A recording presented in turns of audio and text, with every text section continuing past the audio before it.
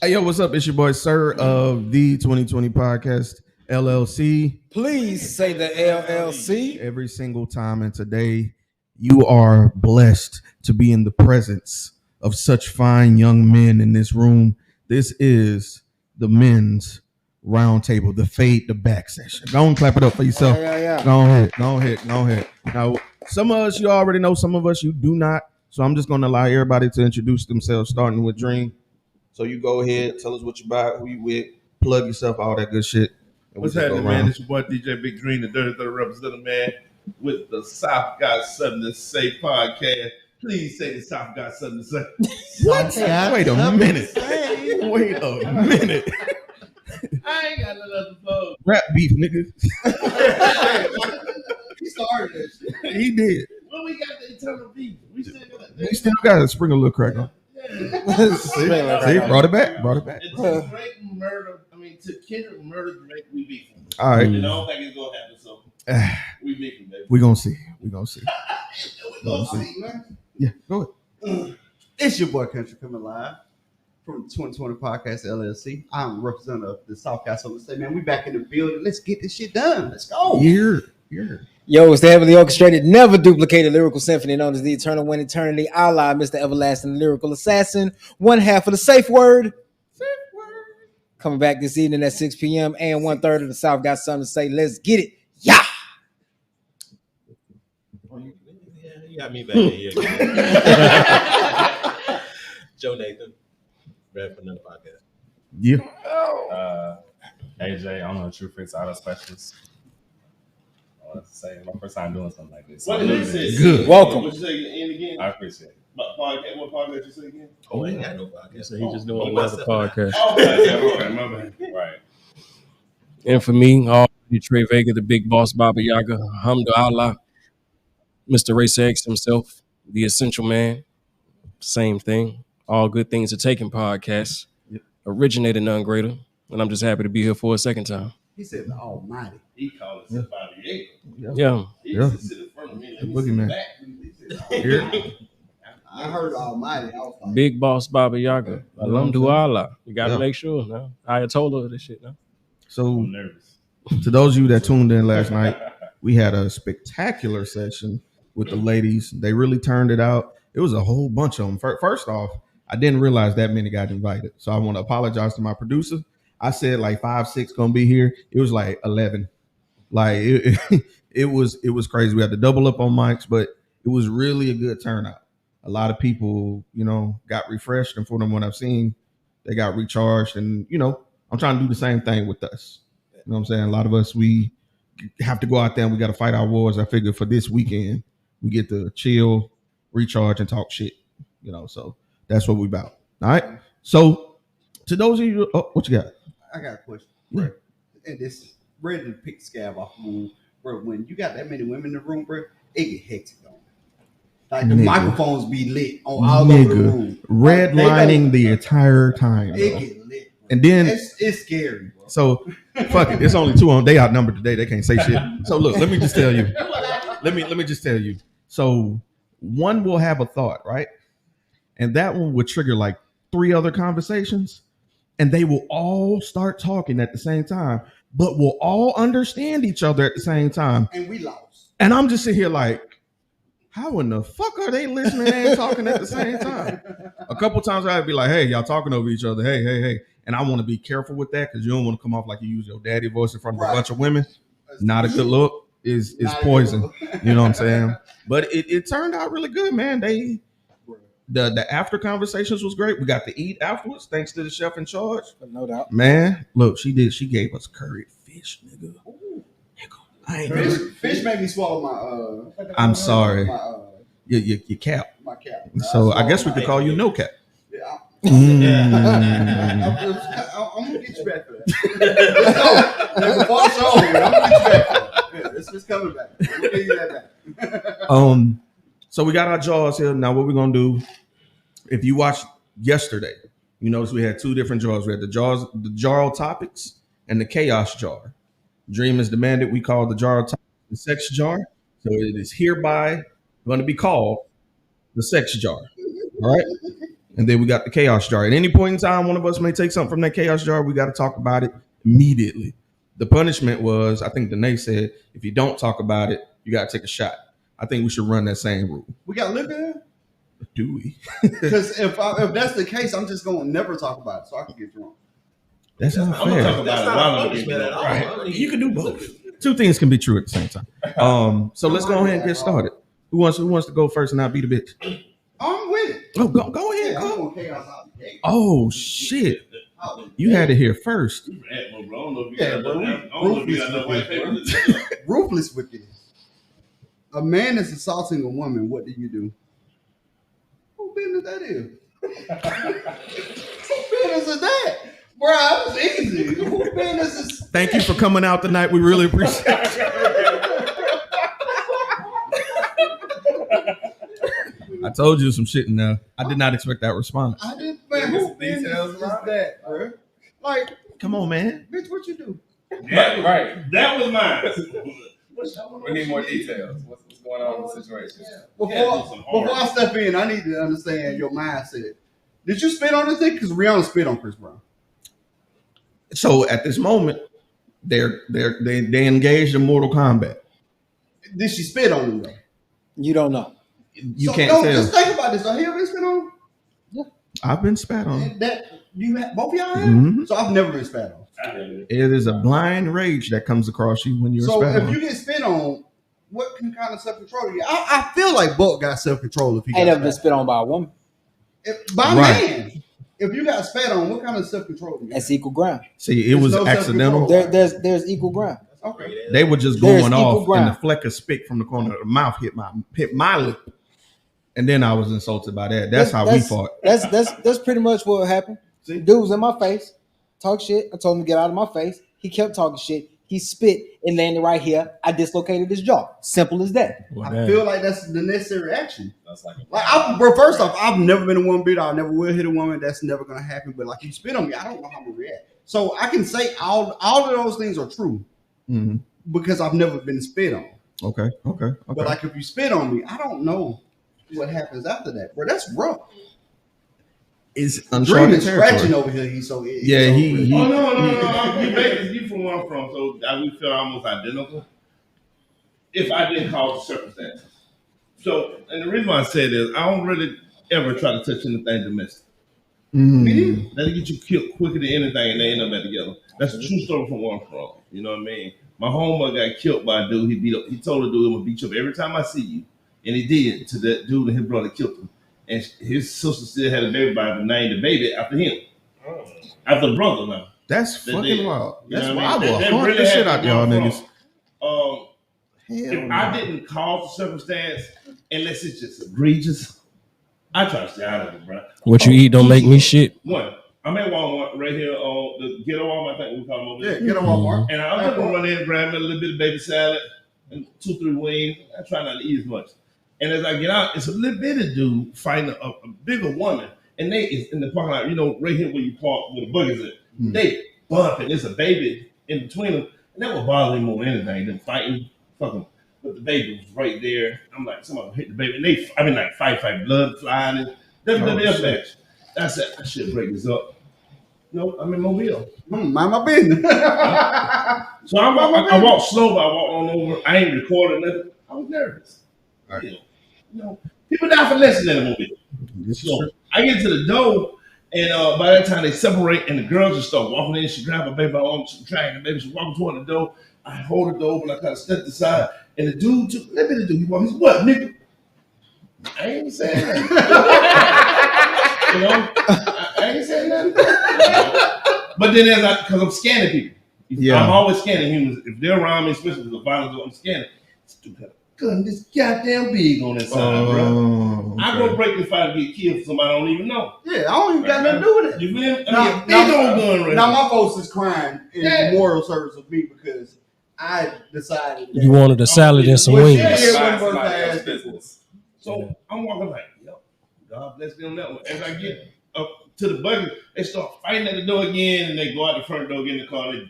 He halfway in the car, punching her as they drive to the parking lot. Yeah, I'm pass. Yeah, I'm pass. Now, on the second side of that story, I picked the chick up, spent the night with me, and she claimed she was single. Dropped the baby off. I took the baby, had the baby dropped off. Still had the road left. I dropped the baby off. We go spend the night, rent a room, come back as the sun come up, I'm dropping her off. I tell her, all right, you staying here? She's like, I can get a ride from here. I'm gonna pick my baby, I'm gonna go home, I won't stay far. But you sure you want me to wait? She said, nah, you good. Drop her off. That's a red flag right there. As ish, I came for. I don't care about the flags at the time. But as I'm pulling up, I see a dude running out the bushes. I mean, waterboards. I mean, full speed and tackle her. Boom, she had Waffle House and had food flew everywhere. Shit, he slammed her, boom, and he's sitting in her chest. And I mean, he is literally pounding her. Boom, boom, boom, boom. And I'm driving real slow like, Dream, just drive. Dream, please just drive. Can't drive. Put her in first. I back up, get out of the car. He said, what you doing? I couldn't let him just beat her like that. I'm sure he called me. I grabbed him by his butt, you know, the little belt right there, snatch him up, whole body off the ground. No lie. And I set him down. He said, man, you ain't got to do this. She said, that's my baby daddy. I'm like, why is he beating you up? His sister must have called. Where's his sister? That's who kept my baby. Why? Goofy bitch. Why did you drop your baby at your baby daddy's sister house? Don't think she ain't gonna tell. Right. So he been in the bushes probably all night, like a damn waiting on your goof ass to be here. You feel me? I said, man, get your goddamn baby, get your dumb ass in the car. So the girl won't give her the baby. So she was like, I ain't going without my baby. I am. I don't know. Fuck that baby. I don't know that baby. And the baby ain't getting beat. So you gonna get in the car and I'm gonna go. So he take off and run inside the house. Oh shit. He finna shoot me. So you remember my AK used to sit in my roadmaster. Mm-hmm. When you pull the So I pull the seat, snap the AK out, pop the clip in, put it on the seat. He run outside, he got something behind his back. So I'm like, oh shit. I go around the backside of the car, slide the AK out, drag it. He said, nigga, I kill you. And he had, bruh, no lie. 22. No, bro, he had a steak knife, the serrated version too. The vector knife? You got a vector knife, bro? Man. Yeah. I'm like, nigga, let me get the hell over here. Boy, I'm from Apple, man. Boy, I like to shot you 30 times with an AK. You don't want to pull my favorite knife up there. I throw my gun back in the car. I said, I'm leaving you, motherfucker. I get in the car and I pull off. And I get right inside of Inslee and the police call me. Ring, ring, ring. I'm thinking it's her. It's probably broke a phone. Hello. Hey, this has been such and such with the Denver Department. Is this DJ Big Dream? So what would the nigga say at that time? You don't know what to say either. None of y'all know what to say. You know you just pulled an ATL nigga in the super house. Depending on who you're asking. Maybe. No one knows what to say. Now I say, who asking? Exactly. Depends on who's asking. There's a circumstance over here. We just arrested Mr. Such and Such. Oh yeah, this Big Dream there. She said, from my understanding, he put a knife for you. I found one in the yard. She found a knife in the yard. She said, and he claimed that you put an AK on him. Yes, ma'am, I got a license to carry. I'm actually at enforcement at the time. And she said, well, why you didn't kill him? Wait a minute. That's what the police said. Mm-hmm. She said, why you didn't kill him? If he was within arm's reach of you with that knife, you should have killed him. He was already had a warrant and he had broke some white girl face. Damn. They was already looking for him. Damn, that's crazy. I'm never coming to Florida again.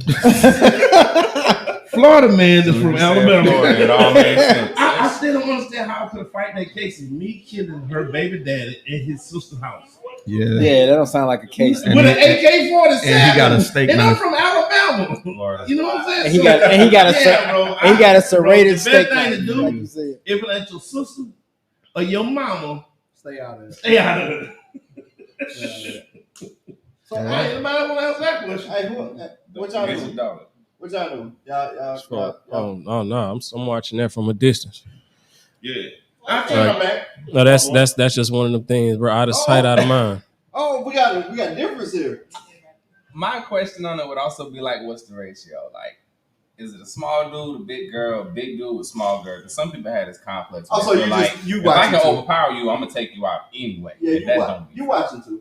Because It depends. I'm looking. If those questions arise, that means that it's a high chance that you ain't gonna fuck. I'm Right. observing, but if it gets to a point like I gotta tell you something about me. I was raised by all women, so if it's a situation where I feel like it's honestly unfair or a woman is just being abused or attacked, I don't have a choice but to step in. I understand It's that. just how it works. Too many people lose Even their if life it's off of like- chivalry nowadays. Right, I get that. Like that's I get that. Not saying you But wrong. it still I depends on agree the with you. situation. Right. Like if they got weapons and arms and he gonna shoot something like Yeah. that, I'm staying my way out of it. No. But if they just straight up slap box, hand fight something, he just wailing on some little bite sized chick, I'm stepping in. Like Yeah. y'all could have resolved it some other way. Yeah, see, that- And half the time they I like already that. got their licks in. And at this point, you just being evil. You just being malicious. I Yeah. don't think that's right. Yeah, I like, can't stand by and let somebody be a woman. Can't That's what the police for. You ever heard of doing that charge to Get white? that.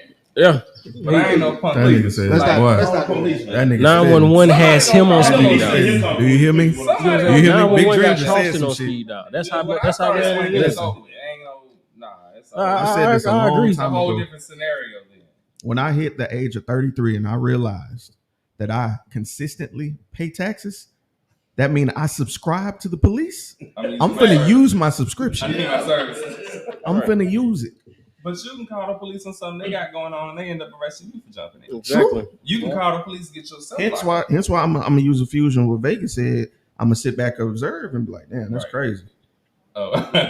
That's what's gonna happen. I can't because a kid just got killed over on Mobile Street, that little seafood place right there.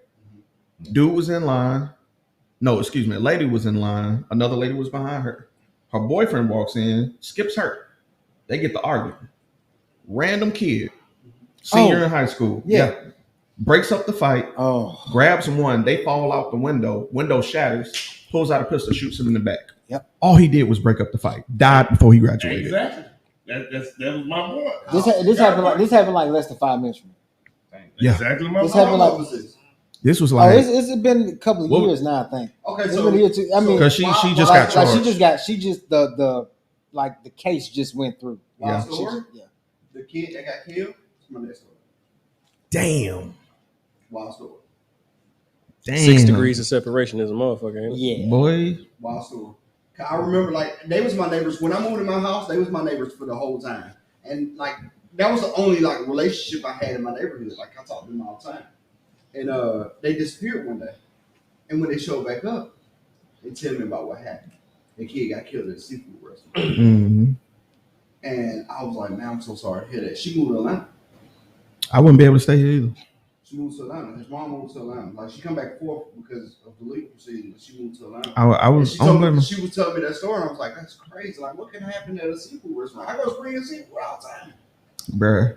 And what get me was like in the comments of the case because I'm lame. I look at the news now. Like that's how I find out what the fuck going on. I successfully, Every morning. bruh. I have to know what's going. It's so much shit going on in Mobile, bro.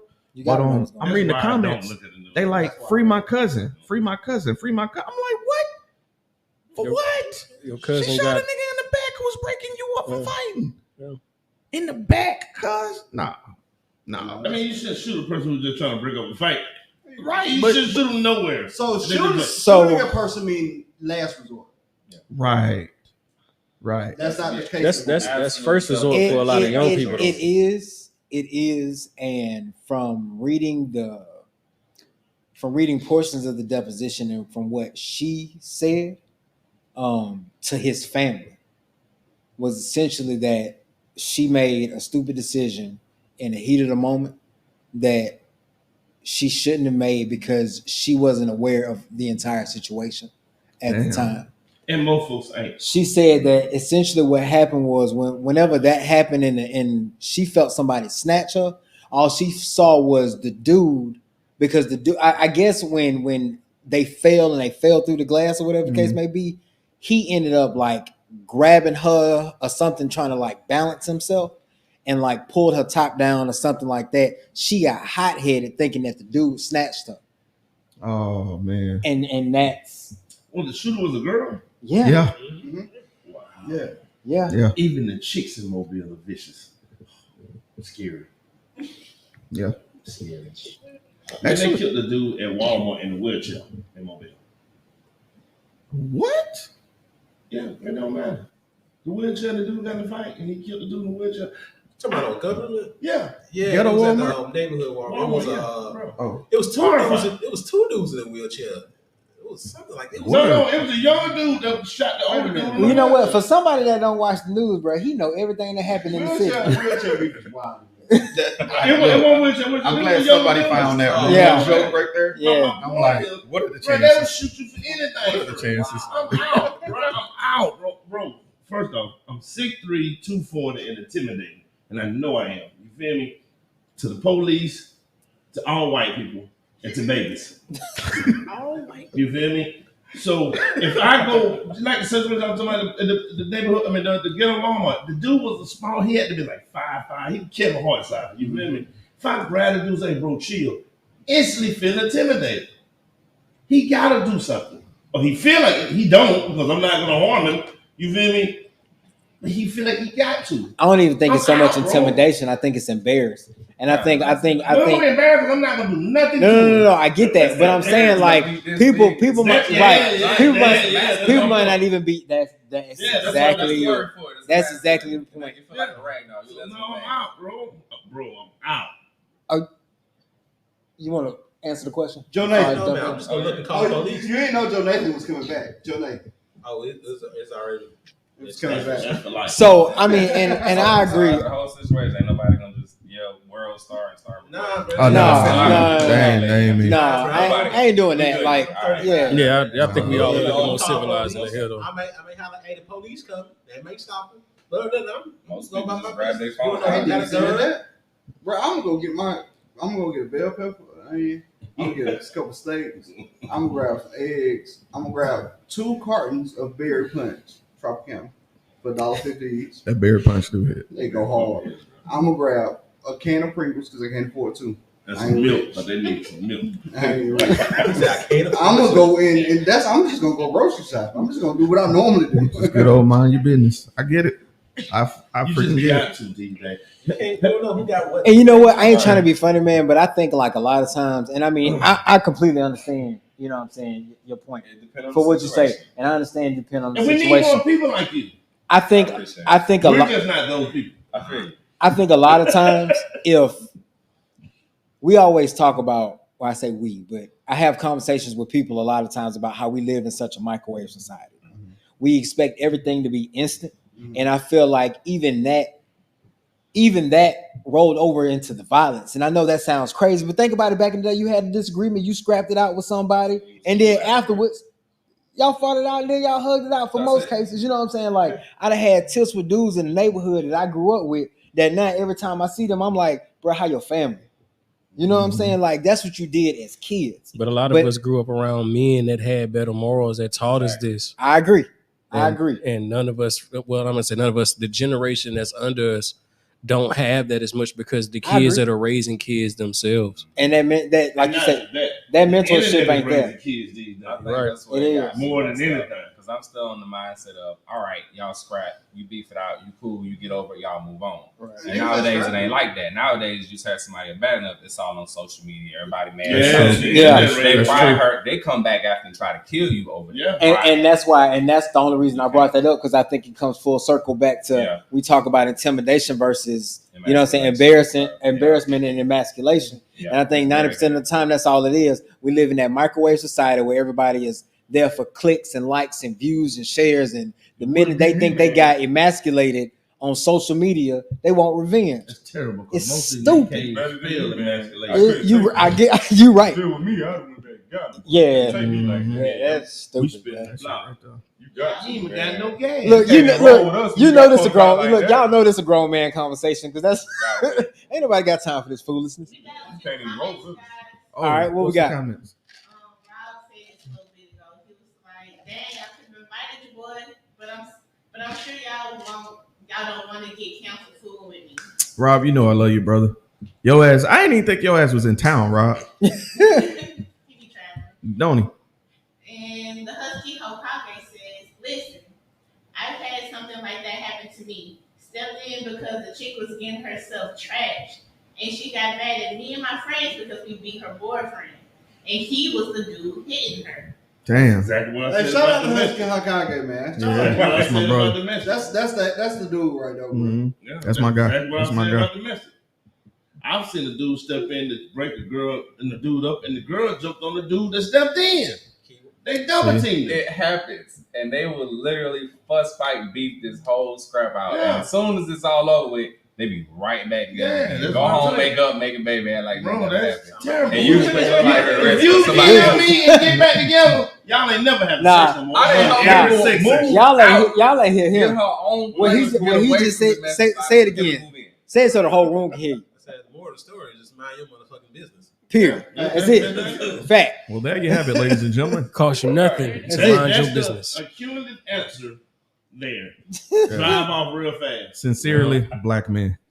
Mhm. Sincerely, black. Sincerely, black Ain't that men. like that Dre kind of thing? The guy was raising money to get away from the abusive relationship. His girl, the guy that was like, "Don't you hate when I come around?" Oh yeah, Can yeah. they raise a bunch of money for him? Yeah, to get away from her? she mollywopped the And back she of his blew money head. and something. Yeah. And they right Yeah. together again.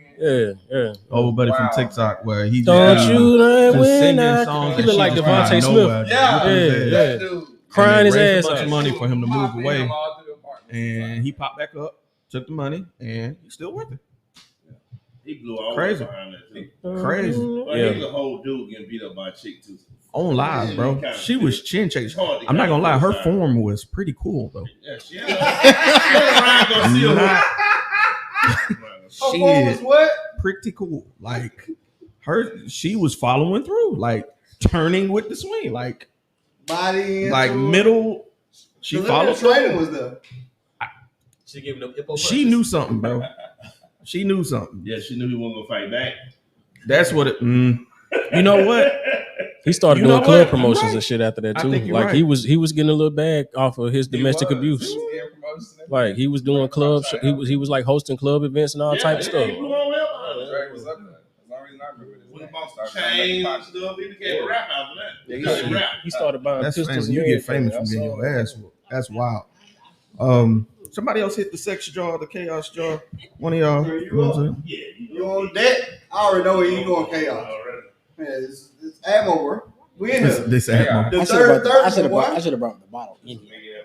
We Oh, gonna need shit. it. The third, my boy. We in here. This is what we do. I can read this fast. Oh shit. Talk to him slow. All right. Sound them Damn. balls out. Under 3,000 dropped a diss track on you. Specifically, Big Boy cosigns. Assemble the perfect response. Name a producer and a feature. You have no limit on the budget. Easy. Easy. Under 3,000 dropped a diss on me, co-signed by Big Boy. Easy. It's I'm going to get Kendrick Lamar and DJ Mustard. I like it. Oh, well, easy. Of all formulas Easy. to copy, you had to copy that one. Yeah. No easy. originality DJ whatsoever. Mustard and Kendrick Lamar. We finna go crazy on 3. So the ticket says Andre 3000 just dropped a diss track on you specifically, and Big Boy is co-signing. You have an opportunity with a blank check. You got a blank check to make a response. You can pick any producer and any feature. Who you picking? So mine different than his. I'm definitely different than his. He going to Who you get- going? I Who you getting? I'm going to get Just Blaze. But I know who you going to get to this. Okay. Who you gonna get on that You with don't you? know who I'm going Wait, to let me tell him in his ear. Blaze was actually my producer. Let's see what he said. I'm And I could right. be wrong. Are you wrong? So- Because you would never guess it. I want Renegade. I want Just Blaze and Eminem. Mm. The only time Jay-Z got his ass whooped on the track. I even think you like him. I don't like Eminem. It made you racist. You want to See, know what's I'm a crazy? poet, the summer regular That was my modern day duo. Shakespeare. Damn. Jesus Christ, the That king was of my these letters, exact they duo. say. I was I'm gonna say not I would get Just Blaze and I was gonna get Eminem. I don't like Eminem. But the one time Jay-Z got his ass straight up, Yeah. toe up on the track was Just Blaze, Eminem, Renegade. Blueprint. I remember. I was there. Yeah, that's what I'm going. That's a good pick. I'm going there. I Because mean, that's a good pick. and Eminem just dropped a I still ain't heard it. I gotta go listen to it. That's that out. The death of No, Slim.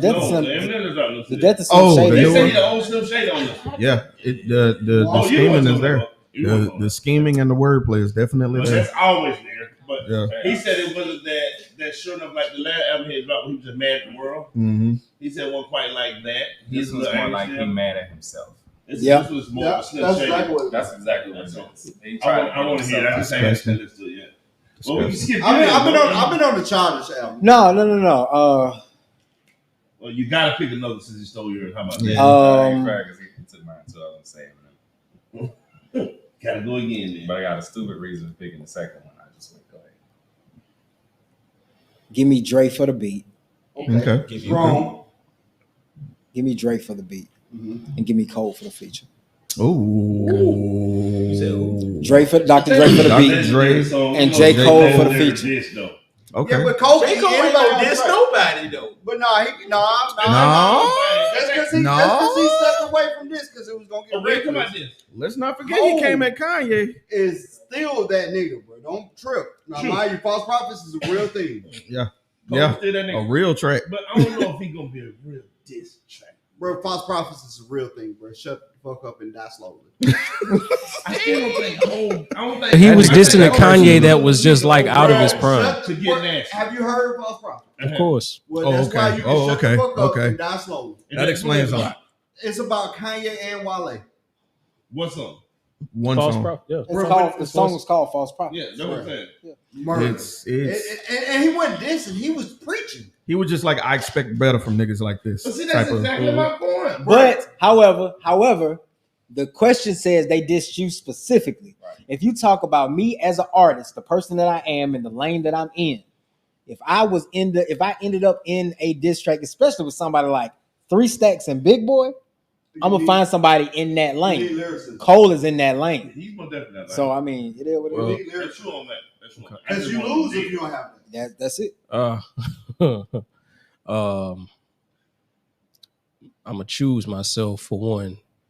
Alchemist is my producer. I love an Alchemist pick. You choose yourself though? Oh, he looked at me disrespectfully, like nigga, you act like you don't know who I am. I don't. I don't. That's fine.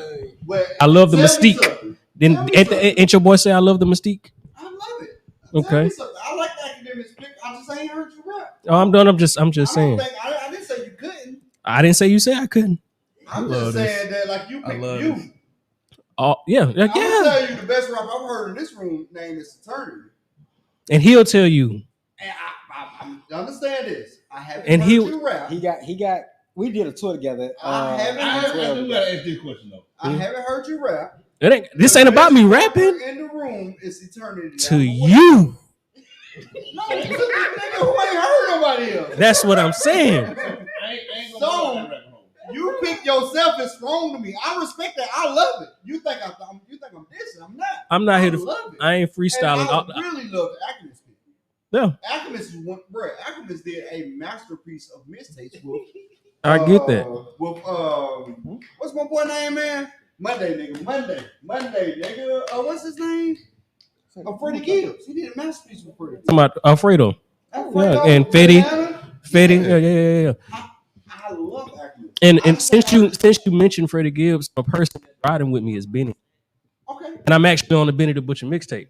Are you on Benny? Yeah. You on He Benny? is. What's He I is. told you about that. Did you? He We is. was on the podcast when I talked about I had a homeboy that was on that mixtape you was talking about. Mm-hmm. That's him. But Hold on. Wait a minute. Wait a minute. I told him You about rapping that. with Benny? Come on. You ready to give me some? You rapping with Benny? You just asked that 3 times. Oh, bro, it's a hard nigga to rap with. But That's a hard nigga to rap with, I bro. agree. It's a hard nigga to rap with. That You nigga gonna go. tussle with 3 Stacks 1-on-1? I don't think 3 seconds this. So like when I read the question, it didn't scare me as much. I know you can rap. There's no profuse sweating coming from you. I tell you, I box with God. I mean that. Yeah, stop it. Slow down just a bit. That's exactly what you be doing if you do with Slow 3 down Stacks, just a man. bit. And you South. then, South. Hey, and I get that. love the confidence. and I get So- that. I get that. That means I'm a God boy. Kratos. I guarantee you. I was the king of the coast for this city for a year straight on 93 BLX, bro. Before they cheated you. Before they cheated me because they just could not play my verse because they just put me on mute. I respect that. I get that. I get what you're saying. I just don't. In my, There's- everything I'm saying there this is with no context. there is no I've not hubris here. There's no. I put my 10,000 heard. hours in. Hubris everywhere. No, I there's no hubris when I say I put my 10,000 hours in. Ain't no way you gonna tell me there ain't no hubris, bro. It's hubris everywhere. Bro, I'm the best nigga ever graced this planet. You feel me? Only thing better than me was Jesus, bro. I'm the best nigga graced this planet. I understand. That's hubris. It's hubris everywhere. I'm not gonna hear you say it's not no hubris, but if you like that, I want to hear it. I feel like you like that. You look like you like that. Well, his confidence say he like that, His and I like confidence say he that. like that. I love But it. his confidence say he I like love that, it. and I like that. I love that he I confident mean, like that. just hearing three stack name But make don't me say shiver a little like bit. You know I'm what I'm a wordsmith, bro. I love words. Say Mufasa. He that. Hubris, You know what I'm saying? hubris You say means a something. lot. Right. You say. It does. Even if you go against T.I., which is my favorite rapper from the South, you feel me? Yeah. Yeah, not now. But I want. Just listen to that little verse right there. I Yeah. want some of that though. Yeah. I got you. I get you on Oh that. man. I get you on it. This conversation is getting a little hot. Yeah, look, you had to go real. Hey, I want When you ask a rapper this, like me and him looked at each other when this question came out because we already knew how we felt. Like me and this man toured together when I was still conscious the kid all over the place. So I'm gonna tell you how much I love words, bro. You said no hubris here, Yeah. right? So the hubris word triggered me. Mhm. You said no hubris here. In what I'm saying, there's no hubris. Yeah, so I put in it's a 10,000 hours. lie That's because hubris is within all things, right? Because Eterniti feel like he's the best person here right now, and you probably feel the same way, and I respect that.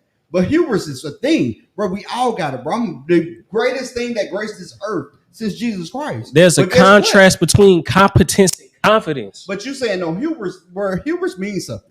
It is a defined word. Yeah, that's It's arrogance. a defined word. It's arrogance. Long story Hubris short. is a defined word. Right. When you say there's no hubris here, you're a fucking lie. And I respect the shit out you. I don't mean no disrespect, but you're a lie when you say there's no hubris here because I guarantee you, Eterniti feel like he just the same way you feel. And he has entitlement too. Yeah, but you can't say no hubris because But- you can't prove that you're the best rapper ever. Has this man contested a word I said yet? He don't have to because as a man and as a artist, not gonna go into that. I'm not gonna go into that vein of saying who's better or worse. Right? We're not gonna do that. Michael Jordan is in his 60s and still talk shit to Magic Johnson. Yeah, and Michael. This is facts. Yeah. These is facts. So- Shaq so just you did a think diss that- track so- recently. so wait, these what- is facts. What you just said is true. This is respect. Like, But he no. respects me enough to know when I say that, like, he kind of serious. What you just said is true. Right. But do you know that just because Michael Jordan said don't mean hubris ain't there. It's hubris there. Slick. I like it. I like what you did, though. Nah. I like what you did. In though. X-Men 97, Magneto tells Charles that Hold on, humans. hold on, hold on. Oh, I'm sorry. All right, what we got? Shit. Respect, bro. Ain't no disrespect. All right, what the hell? Rob said that I'm actually on my way out of town, but yeah, See what the fuck I'm talking about? I've been a dude get hit. I've seen a dude get hit with a knife by his girl. She took him to the hospital, and they still together to this day. To this day. To this day. To this day. Not to this day. All right, Husky said, first off, what did you do to Andre 3 Stacks for him to make a diss track about you? Niggas played a always flute. got Made a them diss track on a problems. flute. I made a diss song with a recorded flute. D-Rock Moore says He not knowing. Shout out to D. What? He said he not knowing. He not knowing. That's the you. Craig. That's the you. That's the Craig. That's what Craig. Yeah, that's the Craig. What he said? He said He he's said not he knowing. not knowing. That's to you, sir. What? I didn't hear. I'm That's sorry. all he said. That's all it said. He That's not all he knowing. said. He not He knowing. don't know what to do with him like that. When I say I'm a Bobby, y'all got mean that. I respect I that. killed the man with a pencil. So understand. Wait. So understandably so. The chaos jar In has been X-Men initiated. 97, Magneto tells Charles that humans will never achieve peace. In fact, they will argue over who has been the bigger victim. Is this the case for minorities in America? One more time. Give it to me one more time. In X-Men 97, Magneto tells Charles that humans will never achieve peace. In fact, they will argue over who has been the bigger victim. Is this the case for minorities in America? Absolutely. I mean, the actual character Magneto was built off of minorities in America. Well, both of them were bit. Yeah. I know, we were just talking about Magneto to be specific. You know what I mean? So there's no way we can excavate that question without it being that real. You feel what I'm saying? He was built off of the minorities, the characters between him and Professor X was built off of minorities. You know what I'm saying? So 100%, and it'll always be. Why do you feel that way? That we are always trying to out victim each other? Because it's a contest. Whoa. Victim each other. I didn't. That wasn't a question. Yes, it was. That's what it was. How so? Read that statement again. Yeah, one more time. Give it to me one more time. On the back end, it says, in fact, it says they will argue over who has been the biggest victim. Is this the case for minorities in America? Been the biggest victim? Yeah. Yeah. No.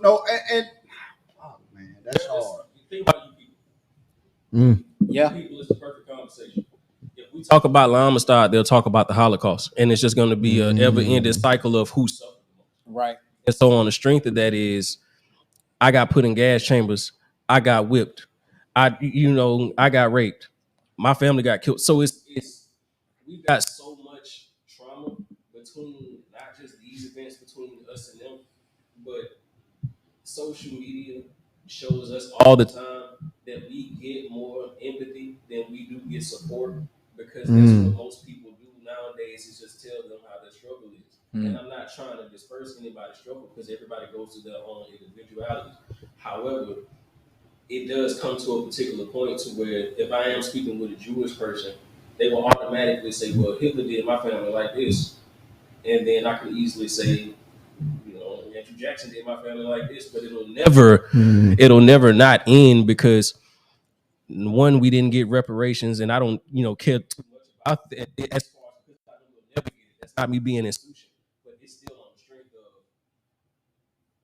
it's a victim contest. It really is who suffered the most, and there's no prize from it. It's just you walk right. You walk away from it saying, I made you feel less significant because my plight was worse than yours. It's like a reverse. Wait, and goddamn it, you shouldn't. That topic does just it's a rough topic. Fuck you up, huh? So a blonde-eyed blue devil killed a bunch of blonde-eyed blue devils that came together, killed a bunch of us niggas. That ain't the same. That ain't the same. Did you hear that? A blonde-eyed blue devil killed a bunch of blonde-eyed blue devils, then they came together and killed all of us niggas. That ain't the same. That ain't the same. They had a little internal beef that they squashed and still took over the world and killed a whole lot of us and made us slaves for 400 years. That shit ain't the same. How long was the Holocaust? How long did that whole thing last? World War II. Which was the course of life. Well, I'm just saying. The point that year two? More than them. Yeah, so you can't compare 400 years to a year You're two. proving the topic right. You are. You just jumped in and said, no, so we're the bigger victim.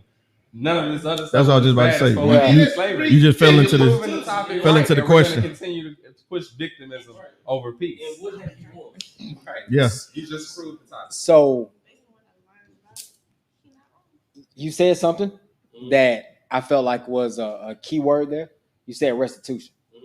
And I feel like everybody has received restitution from that situation except for us. Yes. Which in biological thinking automatically would assume to make us the worst victim. So I think that conversation, I wonder if that conversation still perpetuates itself if the reparations that blacks deserved were actually given. Because then if blacks get they just due, just like everybody else then got they just due, is that conversation still a conversation? That's a good question. Hold on. Does that mean that we're holding up world peace because we haven't gotten reparations yet? Wakanda forever. Willing to let it go? Is that what you said? Not Wakanda forever. But if that's if we're the only ones that haven't got it, that means we're the ones holding up world peace because we're not letting it go.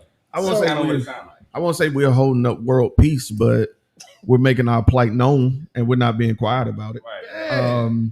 Because it's obviously, like you said, it's fucking right there. It's blatant as fuck. Yeah. Like I'm back in school, so I'm really going back over World War II and shit, and seeing the Japanese internment camps where those couple years where Americans didn't trust the Japanese immigrants, they had them in concentration camps.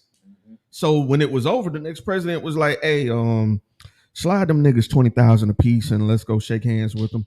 We never got anything like that, right? And this was not even 100 years ago. It was in the 40s. Yeah, y'all Right. free now. We got a Hit some land, speech. Go start a city, So- live happily. So And then as soon as we did, we got hit with the black codes when we was trying to get our 40 acres in the mule. Hit with black codes. Oh, you can't own land because you can't be a citizen. It was so they always professed that we had the ability to achieve our dreams, but it was always undercut, and was usually undercut by Democrats. But I'm gonna leave that So right hear there. me out. Hear me out, bro. We suffer Mhm. hundreds of years Mhm. of slavery. Yes. He talking. The Holocaust was for a very short period. Very short period. Very, very short. Definitely in comparison. I agree with you. Oh, and not No, in not- literal in days. literal time, it was short period. They suffered years. We suffered hundreds of years, not 100, 200, 300s of years of slavery, right? That's the difference, right? They suffered years, not even a decade. They didn't even get to a decade of suffering. They suffered years of suffering. We suffered hundreds of years of suffering, right? The difference is that, man, I don't want to fuck myself up, man, but like the world is ran. The money in the world is theirs. It's not the American dollar. We It's talked the about Jewish this. dollar. We talked about it. It's We the talked about Jewish the- dollar. The the American World dollar Bank. is the Jewish dollar, right? Fact. That's the fact. It's the Jewish dollar. That's crazy that you want to compare less than a decade to centuries of struggle, right? Mhm. You can't compare that. But now, mind you, after the centuries of struggle ended, You own the free world. after the centuries of struggle ended, we deal with segregation, Jim Crow law. redlining, Yeah. Jim Crow laws. Bro, you know, so people don't understand. And then this is something I talk about a lot because people don't talk about redlining enough. Police brutality is still happening. Well, people don't They talk still about. have sundown time. Hold on one second. Mhm. Hold on one second. Everybody People don't. from Texas and Seattle. Hold on one second. People don't talk about redlining enough, right? Mhm. Let's talk about redlining for a split second. Atlanta, Georgia. It's a black city. Atlanta, Georgia was booming. Birmingham, Alabama decided that we did not want the airport. Get that shit away from us. We want to be a small town. We want to be a country town and make it safe, make it comfortable for our citizens.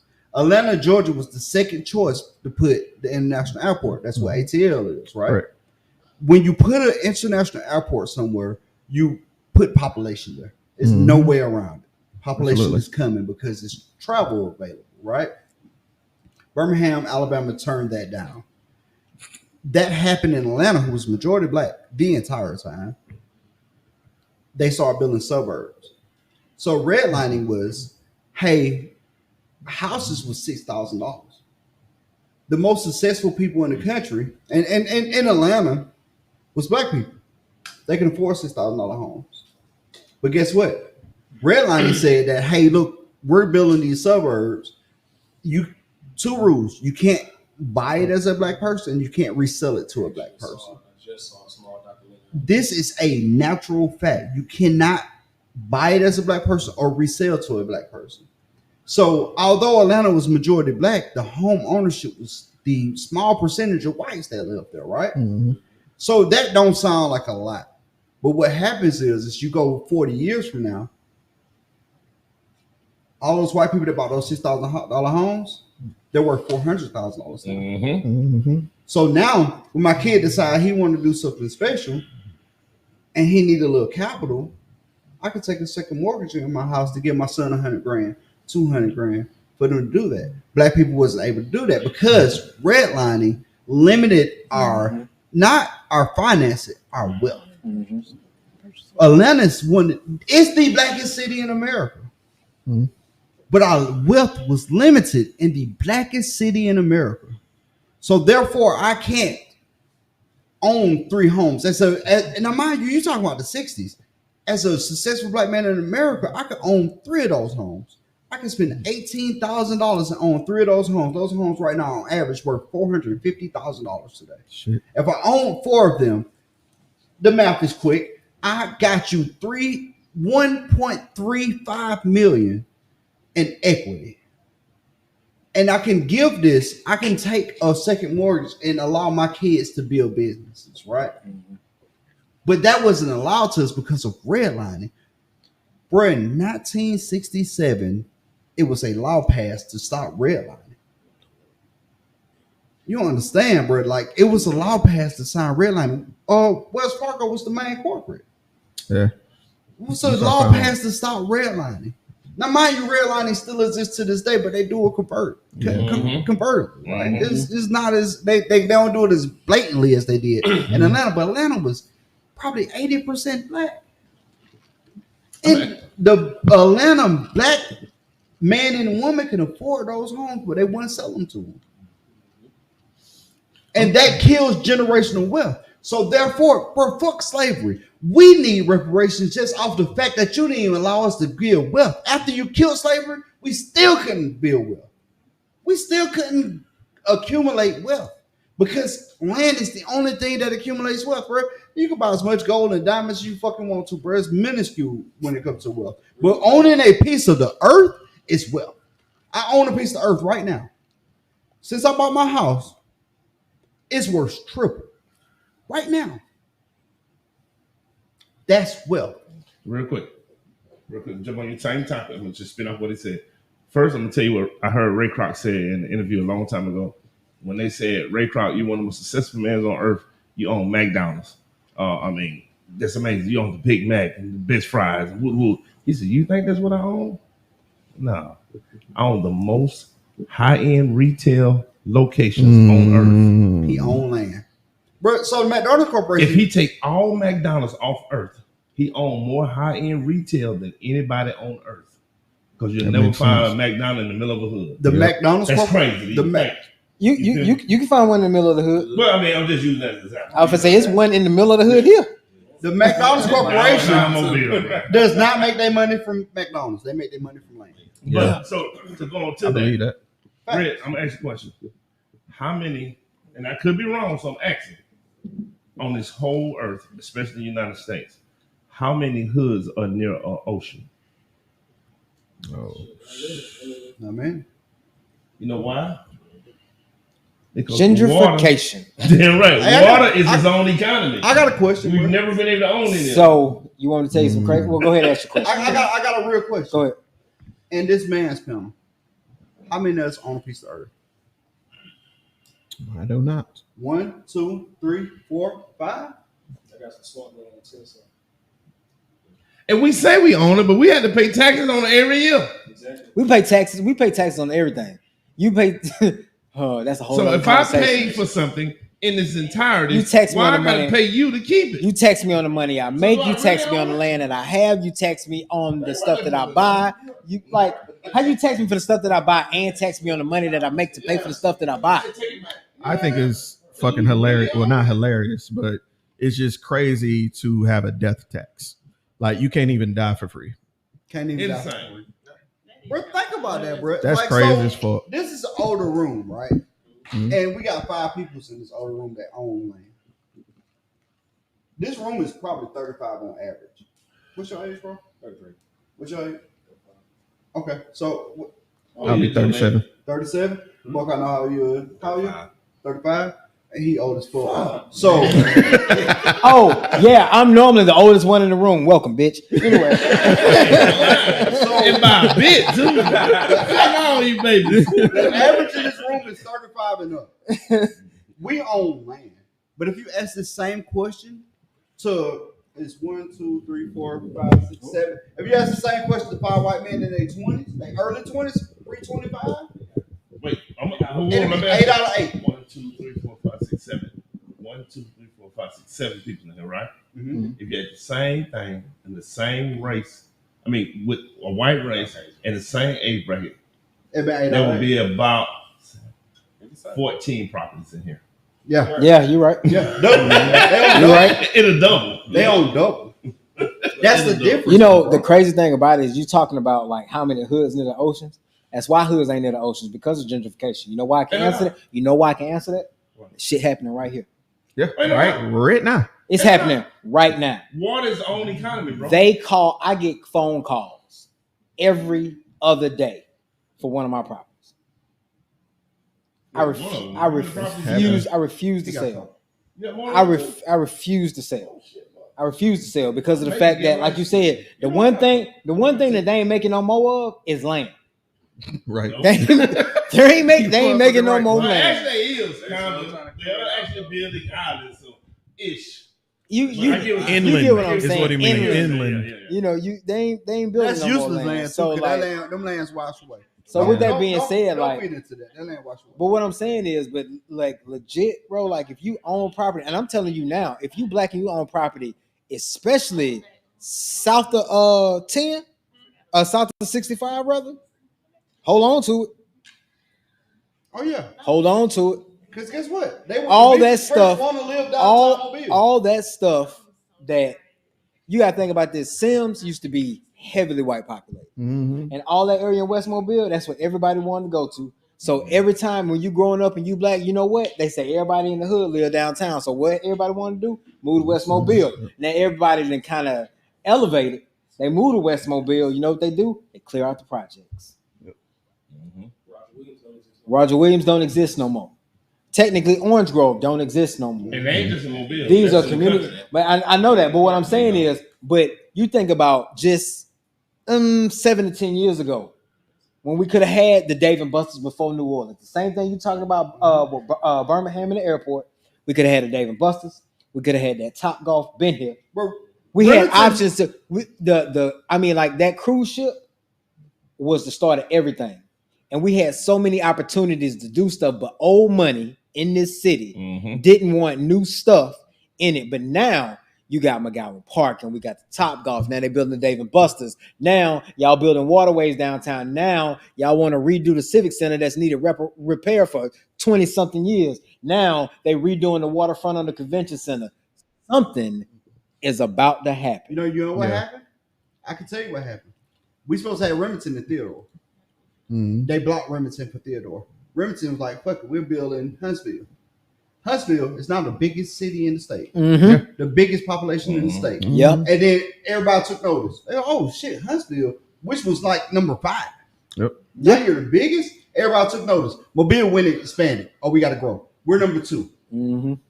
Bro, Birmingham was number 1 for years. Yep. Birmingham number 3. Montgomery number 4 now. Yep. Right? They took notice that, oh shit, Huntsville is allowing people to do shit. Nigga, Rocket City. Remington's supposed to have been here. They went to Huntsville because we blocked it. Stupid, man. Crazy. Free and money. now they're like, oh shit, we got to stop that. Oh, Austin failed like 7 years ago. I used to work for Austin. Austin failed like 7 years ago. Mobile refused to let Austin fail. Mm-hmm. It was a aluminum yard. It's a steel yard now. That's how different the mindset changes. Oh shit, Huntsville is this. Guess what? Huntsville is Blue County. Yeah. It's a Blue County. Huntsville is a Blue County. Birmingham, Jefferson, all those areas, Blue counties. Mobile, 54% black, Red County. Yep. They're changing their whole setup right now. Oh, we got to change this shit immediately because they're outgrowing us. They're outpacing us. Mm-hmm. Oh, and they love to say, "Oh man, Blue County is the crime is worse." They don't talk about, bro. The new list just came out. Forbes just came out Saturday. St. Louis number 1, Mobile, Alabama number 2. Mm-hmm. In the country for crime. Not Chicago. Well, Right. Chicago ain't on that list. Chicago ain't even on the list. That's what I'm saying. That's crazy to Number think, though. No, they don't put Chicago on the list. Chicago's far above everybody. Chicago ain't on the list at all. I can understand I can understand that because they 10 times worse. It's like, what's the point of putting them there? We already know they're gonna be there. Yeah, I got you. It's all regular states. Regular cities. Mobile, Alabama is number 2 on the list of worst crime in the world right now. I mean, in the country right now. That's insane. I wonder. Mobile has been number 1 a lot of times. But there was a time when people didn't even know Mobile was on the map. Yeah. What you say every year, and the first shooting of New Year's happens On New Year's. Within 20 minutes. You know what makes it so crazy? As soon as K. Ivy made it so open carry was permit, That's it. the same exact fucking day is what we had that massacre Shooting. downtown on New Year's. Mm-hmm. Legitimately, when it first starts, it's like, all right, now we finna show you how stupid enough Mm-hmm. And look at what we have now. Just like you stated, it's a domino effect, slippery slope. Man, what you say? Slippery slope. That's All bad. right, guys, we got a few more comments. Oh goddamn! And then Mr. Black is ready to join. Come on, y'all if y'all goddammit. ready. Let go, Black. Oh shit! Is Black coming in? Yeah. So the Husky Hokage says, I 100% agree with Buck. He was talking about what you were saying about gentrification. Right. Go ahead. D-Rock said, you were jailed for being literate. That was a result of the black codes and slash slave codes. Yeah, Yep. it's fact. Right. Your What up, business. Buck? What up, Nate? Your business. Hey, let me tell you, bro. I want to hear this one. You I got want to one hear of the this greatest one. wives on the planet, bro. What's up, niggas? I want to hear this one. I need new glasses, boy. All right. I'm squinting. Husky With said glasses. that the Holocaust can't even compare to what the black people went through during slavery and still goes through to this day. Even with all that, I'm willing to move towards world peace as long as my people will benefit from it financially. Facts. It worked for Facts. Australia. He said something. What he said. Said like and share, y'all. Yeah, Oh yeah, like and share. yeah. We did. Okay, perfect. All right. D-Rock said every day above ground costs a grip. He's lying. That's right. It is expensive. House to without- breathe. To the death tax. You can't. Danae asked, what is a family trauma that people do not talk about? Not talking about it. Not talking about it. That's a trauma within itself. What up, TK? Yeah, Johnathan. I just saw a T and a K. That's all I could read, bro. I really need new glasses. She said, hey, Hey, fellas. so I gotta go get it. I gotta go get vision check, bro. So I always had perfect vision, but like it's fading. It's age. Bro, that's literally it. I'm realizing When that last time you went to go to the eye doctor? shit, like 2021. Yeah, go set that I ain't been to eye doctor in 15 years, bro. Black, what That's up, wild. bro? Good sir. I did. Yeah. You muted. You muted, bro. It's not me. What's up with the bros? What's up with the bros? What happening? Black, Good. what's happening? Man, my camera had died a little bit. I had to resuscitate that thing. And I'm an hour late, Hey, but Black, I'm bringing Kansas City to your city soon. I'm gonna come see you personally. Pull up. I'm bringing Kansas City to your. I owe you because the last time I saw you, I was talking big shit about KC and they won the Super Bowl that year. So yeah. That's what we do, bro. give We you Super that. Bowl winners. Don't. But we beat y'all too, though. I mean, I know it don't matter because it wasn't the Super Bowl, but I get it. You know, we rivals. We gonna stay rivals. You know. What you trying to say, man? Nah, what's up though? Sorry I'm late, y'all. For real though. Hey, we beat. Hey, look. Hey, Black. We beat the nigga behind me too, and we beat y'all. And, hey, look. If we play Saints, we beat them. We beat everybody. That's what we do. I can't Because say Roger nothing. made his I can't say nothing right now. I gotta take it. Pause. That's because Roger made it so. Oh God, this nigga said precinct. Hey, What? we did. I was there. We beat it. Nigga said, Reason why I ain't mad at Kansas City because I Black, how love you Andy living, Reid. bro? Oh yeah, Andy Reid is a Black, how beast. you living, bro? What's that? How you living, bro? Oh, every day is a fight, man. You know, gotta keep jabbing. Keep jabbing. That's it. But I'm cool though. That's it, Bud Crawford. This shit. Next topic, man. What we talking about? Yeah, let's jump. somebody hit the sex show. Let me go Oh, we first. gonna go safe. Oh, this for you? It's for Black. You want to do the mental health or you want to do the chaos jar? The who? You want to do the mental health or you want to do the chaos jar? What's a chaos joke? Chaos. It's chaos, nigga. What It's you mean? ain't no telling what the fuck you gonna get. My bad. Well, let's go with the chaos then. Oh shit. I knew you was going. We will chaos. eventually get I to don't the even know why you mental health. act like At you some were gonna point, do that. We gonna get some mental health today at some point. Well, I want to do a mental health, but it's something about the chaos, the control chaos. Don't nobody want to heal today. I see. Right. No healing. Okay, this so Sunday. this is kind of piggybacking off of the one earlier. So if we have to pick another one, we can. Okay. This Yep, one says pick a another woman is being assaulted by another woman. What do you do? Really? What do I do? All right. Hey, look, I watched because. Hey, wait, look, I watched. Wait. I watched because the titty might come out. A titty. You know what? Women cannot fight without a titty popping out. Like when women fight, titties pop out. It is a guaranteed fact that that's you're going to catch occur. a titty.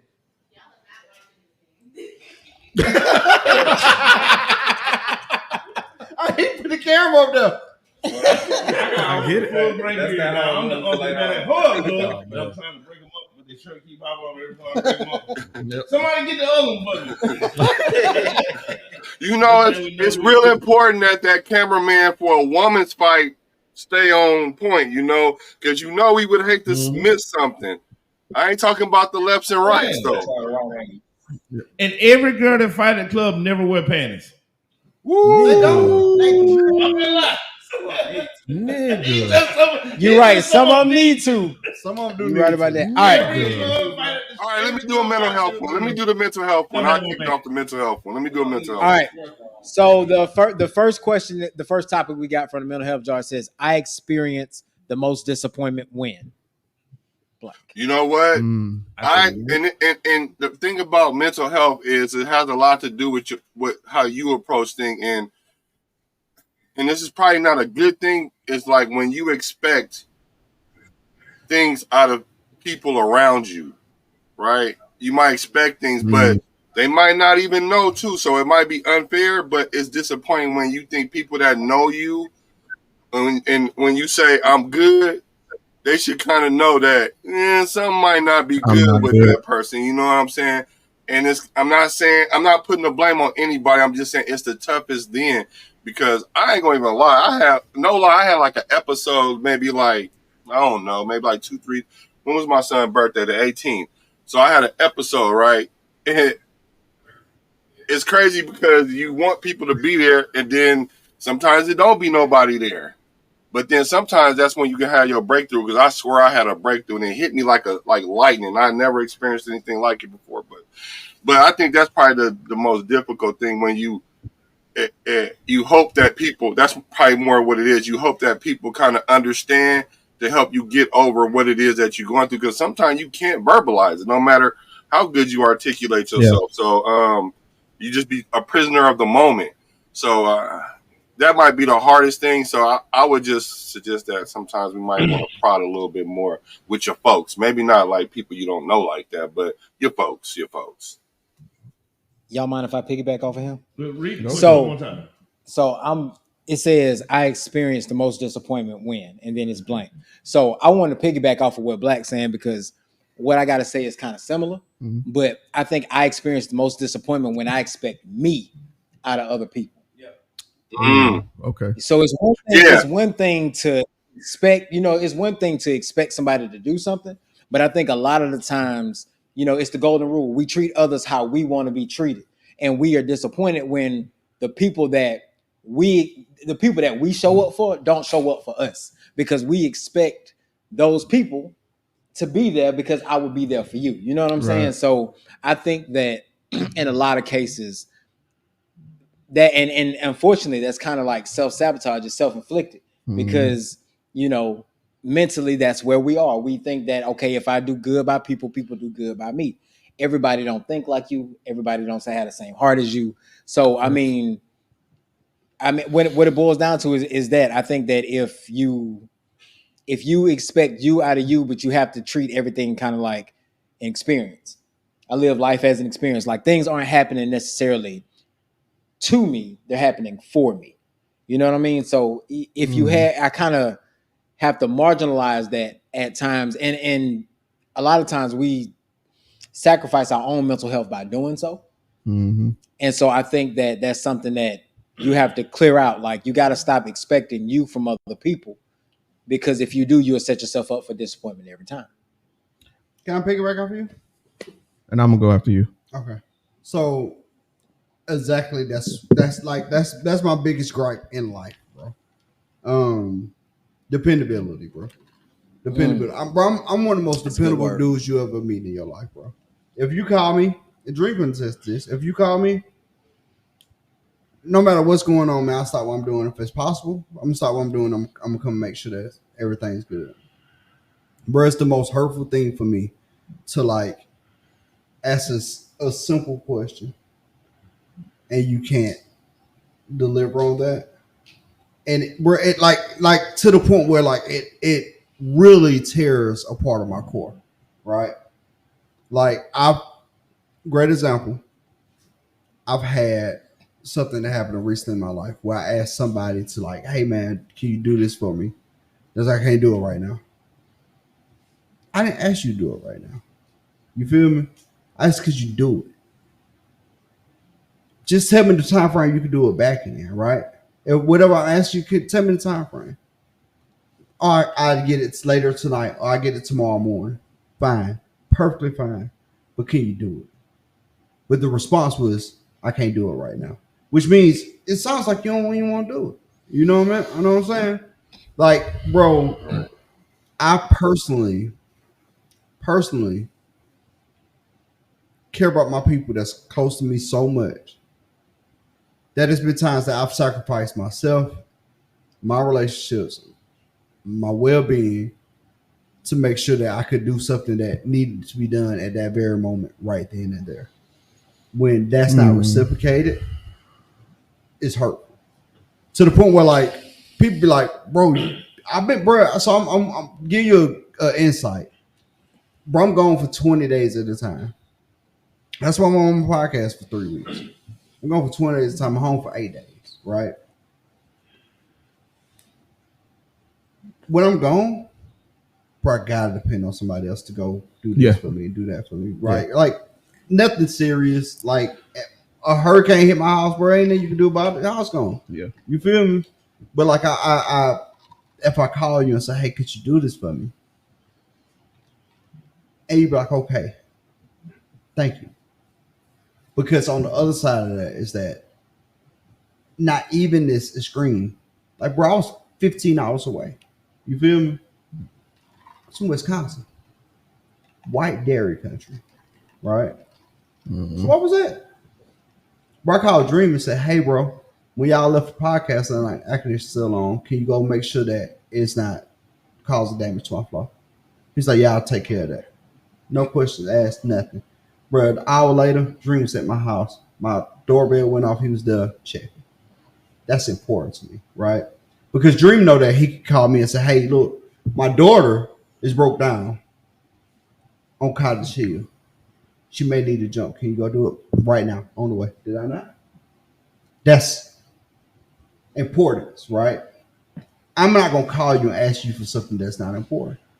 But when you don't give me that back, it makes me second guess everything. And then when you ask me, hey, Craig, man, you distant. Mm-hmm. Bro, I'm so comfortable with being by myself. Is that I would rather be by myself than give you the opportunity to disappoint me. Self-sufficient gives comfort. Because you know that you follow through because you depend on yourself. I'd rather be by myself than give you the opportunity to disappoint me, right? Because you know I give you my fucking last, my shirt off my back, my shoes off my feet, my socks off my heels, right?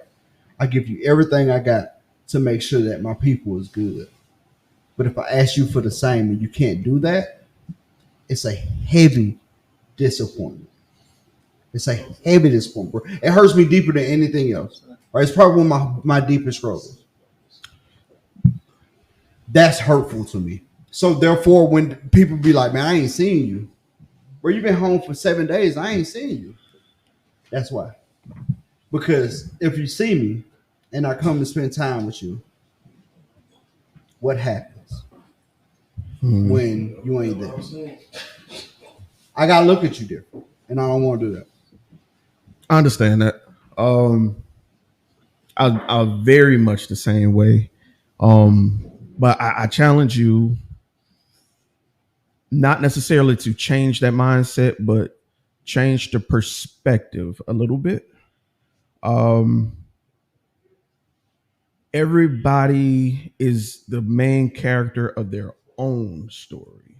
For sure. Right? So you may ask this person something, and that response of, "Well, I can't do it right now." So that wasn't the response. No. I'm just saying. I'm just giving. No, I want to make sure I clarify that wasn't the response. Okay. It was that I can't do it. I can't do it. Okay. I'll tell you. Which is a totally different thing. Let me run with that. I can't do it right now. It's different than I can't do it. I can't do it right now. Is cool. When can you do? Can you do it? First off, I'm busy. I can do it in like 2 hours. That's the appropriate response. The appropriate response is like, "Hey, bro, I got this going on. Can they wait this time?" Right? Okay. That's the appropriate response. But I can't do it is what I was responding to. So I ask you this: for a question like that, right? You must have been able. At some point in time, you had to be there for that person for you to request said tax. Fuck, right? I ain't talking about it yet. A lot. Right. So I'm not necessarily saying it's like it's the barter system, but if it is. So I live off the barter system, so you can't say that. I feel like currency is the bane of existence. The barter system is way better than currency because if I grow potatoes, I can give you potatoes for corn. So I know. I sorry to cut you off, but I know what you're going at. I do feel like the barter system is the better way of life. I don't do favors for that same reason because I don't want to barter a favor with you. I can respect that. Me and Jeremy have had a conversation about pride because he knows how big mine is. Right. But in an extent, there are certain times to where you don't have a bird's eye view of everybody's day to day. Correct. To be able to be available because who's to say their availability might not be able to be applicable for what you're asking for at that moment. Sometimes no is not malicious. Correct. So, that's exactly what I'm looking for. I didn't get told no. I got told I can't. Right. I can't. Right. Well, I can't can be somebody's no. That and that's where we're getting hung up. And I mean this the most respectful way. The most respectful way. I can't be held against every person because of your relationship. I can.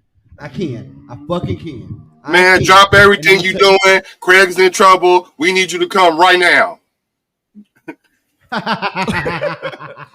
a movie reference. Let me get this thought off. I can because when you ask of me, say, bro, I can't right now because I got this going on. But if it can wait 3 hours, if it wait 4 hours, that's communication. So the difference is that you're right. I can't or no, it's fine. But the no is with communication. If Buck called me and said, "Hey, Craig, I need you to come to my house and take care of this for me," I'm gonna say, "Hey, but I'm in fucking Wisconsin right now. I'll be home on this day. If it still need to be done, I will do that for you." What if I'm not communication? What if I'm not in a position to explain why I can't, bro? I was gonna say, then fuck you, because I never would do that to you. But you know what that is? But you know what that is? That's you expecting you out of somebody else. What if? Hold on, I'm gonna give you an example. I don't. Hold on. Please let me. I don't want to be friends with nobody that can't. Let me give you an example. Do that. That's a bare Let me give you an example. Communication is bare minimum. Let me give you an example. People aren't perfect, bro.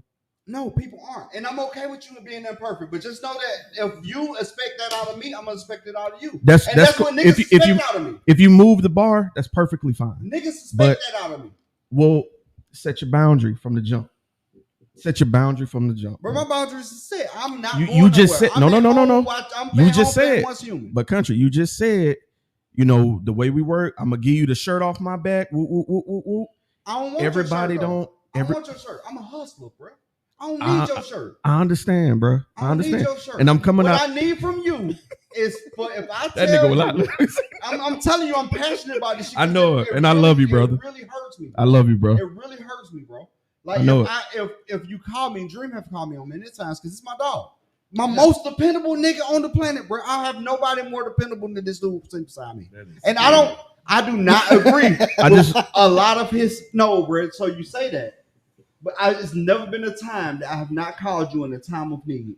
Where you was like, I just want to give an example, please. If you just let me give me an example. Come on. Because I was on the opposite end of the situation you're talking about.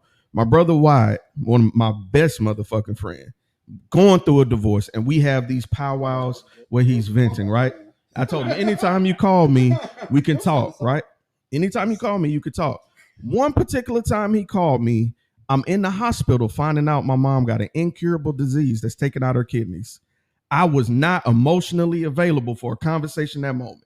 I didn't know how to convey it. That's my human flaw. At that moment, he said, can you talk right now? I need you right now. I said, bro, I can't. I was not my capacity. We talked about it yesterday. Can I respond to that for you? So that is an excusable reason.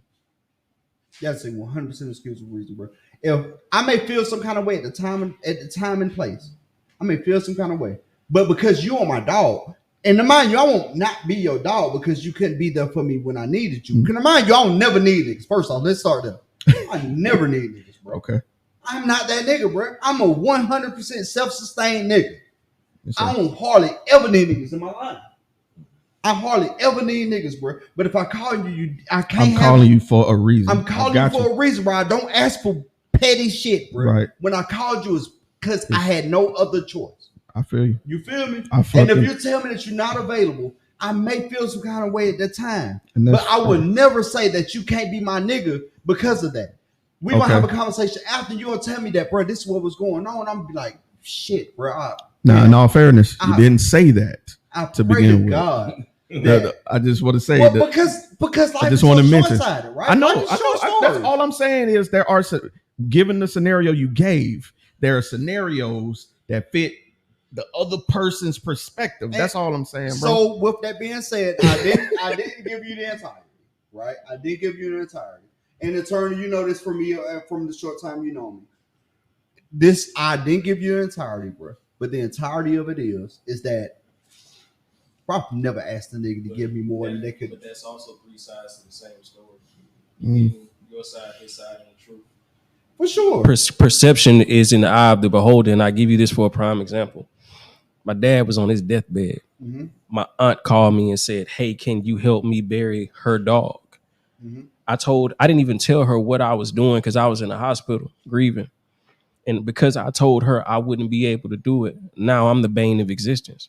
But because I'm tending to a human being versus tending to a dog that I have no connection with, the way that you feel about the person saying no to you is the same way that's felt to me because I'm keeping my trauma clandestine because it's not your business. This is where you're wrong. And I respect what you just told me, but this is where you're wrong. You're wrong. How? Because I never said that I didn't. Bro, you tell me that it feels some kind of way, but when you tell me what was going on, I understand. You feel me? And also, I've never held it against somebody long term. Like it is what it is. You feel me? Like I respect the nigga for where they at. Wherever you at, sir, it's where you at. Wherever you at, Eterniti, it's where you at. Wherever you at, Dream, it's where you at. You feel me? I've never took it there, but what I'm getting at, the entirety of the whole thing, is that I can't. I get it. I get it, but man, I've never asked for a nigga to do nothing heavy. In my lifetime, bro. Right, I've never asked for a nigga to do something heavy. That's the heaviest ask I ever asked from somebody was from him, and it was for $300. No, not true. What? Those late nights when me and you was going back and forth outside smoking cigarettes back to back, way rough on me, but I never told you because I love you. What you talking about? Talking about when I was going through it? The key word is perspective. The key word is perspective. That's what I said. Perspective is a crazy thing. You see how you see how what you thought, like no offense, what you thought, but it was more mental and what was reality. Yeah, that money, that's real. I got it, and I know you're gonna give it back. That's nothing.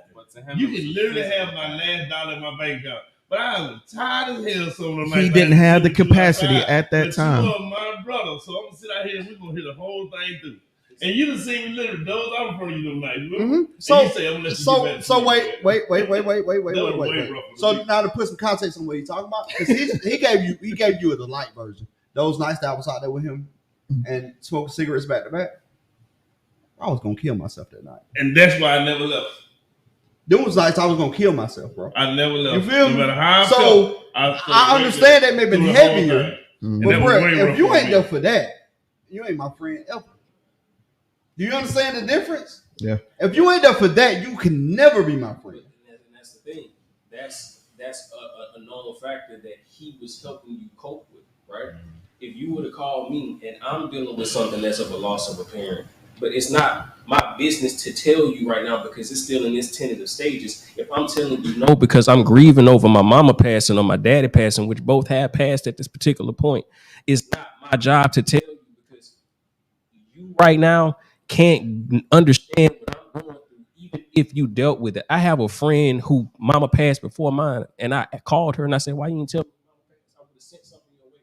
I would have done something." She didn't say nothing to me. She left me and hung up in my face. I saw it as disrespect, but until I lost my mama, I called back and apologized like I was somebody trying to get redeemed in the Bible because I didn't understand. I like.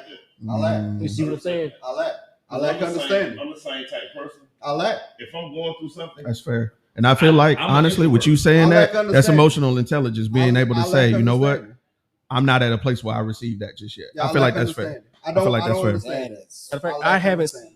I love you to death. But the last time I saw him, I was about 13, 14. It's not because we didn't have a falling out. We just got older. Yeah. But when it came down to it, one of the first people I seen in the most traumatic event in my life was this man right here. No announcement or nothing. I showed up, popped up on him. Did I hold resentment for him? And there's a lot of times I could have learned from this man growing up in life because this is the closest thing I had to a big brother. I held nothing. But everything that he did, when I saw him there and said, "Hey, man, I know it's been a minute," I held nothing. I held nothing because I know for a fact camaraderie for years held more than me saying, "Oh, I can't do it." Bro, you know how you feel about him? What you said that you feel about him? Mm-hmm. Bro, I know this sounds crazy, bro, but I got a small friend group, bro. And my friend group close as shit, bro. Like, it's strong. But I can't say that about nobody but this nigga sitting beside me. He 37 years older than me. That nigga old. He too. He's a big ass baby. He's 37 years older than me, bro. This is the only dude I can say that about. And it turned out I've been knowing you for a long time. I haven't used you in that manner. Yeah, you just ain't put it to the test. Yeah, you know. I genuinely feel he is one of them people. Oh no, he for sure. So first off, I have put a turn to the test. It was one time I called a turn. That nigga was at work. I called that nigga. I gave that nigga my heart. That nigga was there for me. Phone conversation. He was there for me. He probably don't even remember it. He probably don't even remember it. Because I just expect people. I treat people the way I want to be treated. Thanks. I like that. Yeah, that's what I'm saying, bro. Like, I called you when I gave you my whole heart.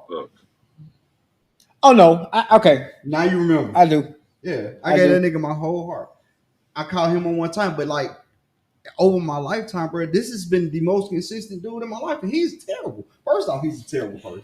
Absolutely. He is a terrible person through and through. He is not a good guy. He's not. But who we talking about? But if you want, what you say, Black? Who not a good guy? Oh, Dream, man, he's terrible. Okay. I thought we okay. You can believe that too, can't you, bro? Nah. Hey, look at me. I don't believe it. You're right. He was like, "Oh, Dream, yeah, nah, he right." If I had another name, it'd be Mr. Blacker. Mr. Blacker. Hey, I done gave y'all too much of my life story tonight. Somebody gotta go in, bro. Make one of them niggas from the back. So let me ask this. So let me ask this though. Shit. Yeah. So like that's a tough situation, you know, because when you having a moment or an episode or however you want to quantify it, you're vulnerable. So you're weak. You're looking for some strength, right? And then I ain't no weak, bro. I ain't no weak, bro. I'm from Atmo, dog. I don't know if you heard. I'm from Atmo, dog. I ain't no weak. That nigga kill him. All right, let me redact that. Let me redact that. So sometimes you in a moment and you need some assistance. Is that better? Yeah, that's way better. I like you need some assistance. And when you try to get the assistance and people aren't available to you, then you might really feel some type of way, whether it's warranted or not, because you're in your emotions, right? So then you also have the person that really, if they want to, if they could be there, they would be there, but they can't. So now it's all about what y'all was saying, the perception. So my question is this. My question is, how, as the person that has the whatever's going on, how does that person kind of emotionally regulate that? Do you reach out to other people in your circle? Do you what would you think, knowing after we had this minor conversation, what would you do different, or what have you learned, or what adjustment would you make? I'm gonna be honest with you, Black, bro. Mm-hmm. I'm gonna be honest with you, Black. I got your cell phone number, right? I got your personal number. You gotta say it vocally. It's possible. Oh yeah. Yeah, I got your number personally. If I called you 3 times at 10:30 at night, would you answer? I definitely would. Enough said. And you ain't never called me. I haven't. I've never called you, bro. I've never called you, bro. What I'm saying is, if I see the I number, know if I need to call you 3 times, you would answer, right? Yeah, but that's your character, bro. I know your character since I met you. Yeah. I get you. I get what you're saying. No, so you can ask the question, but I can stomp on it. Simply as that you wouldn't do it. So don't ask questions for niggas that ain't you. Don't ask questions for niggas that ain't me. Well, the reason why, because this is a podcast. Ain't that what you just told me? Just in case of some of them niggas that ain't like me. I did just tell you it's podcast. So, truthfully, so you should send this podcast back. Bro, if I call Sir 3 times, he answer. If I call Eterniti 3 times, he answer. First off, I can call Dream 4 times because that nigga old. He like 63. My ring ain't been on my phone since I had a Motorola V17. He don't even know what his ringtone is. I ain't had a ring on my phone. But the difference is, I don't call Dream. I pull up at his house and knock on his door. I kick that bitch. Me and my old lady had a back and forth last night about my phone. Not a bad, but she was just like, well, how could you say that when you don't never cut your ring on? You just had your phone turned down. I'm just accustomed to that. I said, but from this day forward, to show you that I've changed, every time my phone light up, I want you to check it first. Well, that's because you love her. They ain't got nothing to do with that. No, that's because I'm clean. Totally different. Well, this your first time ever. This your first time ever being clean in your life. I was about to say he flexing that all the way out. One of it is, I feel, because now she don't want him to do it. My phone just flashed because it flashed. It don't ring. But you can see the flash. You check before I do. Hey, Black, I'm sorry I killed your question, bro. You check before I do. What is it? But you wouldn't answer my phone. Now when I put my phone in her face, I don't want to see the phone. You feel me? You prove your point. Nobody call me. Black, what was his question? Who, my question? Yeah.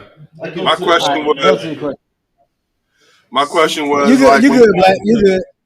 Okay. You good? You good? We good. No, I wasn't tripping. I wasn't tripping though, bro. I met you in the club in Atlanta, Georgia. Said me and my homeboy were coming out with an album. You looked at me like, yeah, nigga, right. I love that nigga, but at the same time, I got him. But a better conversation that's more safer is, do we believe that Bronny benefited off nepotism? 100%. Yeah, what's wrong with that? What's wrong with that? That was going to be my question. That was going to be my question. What's wrong with that? Nothing, because I watch it work every day.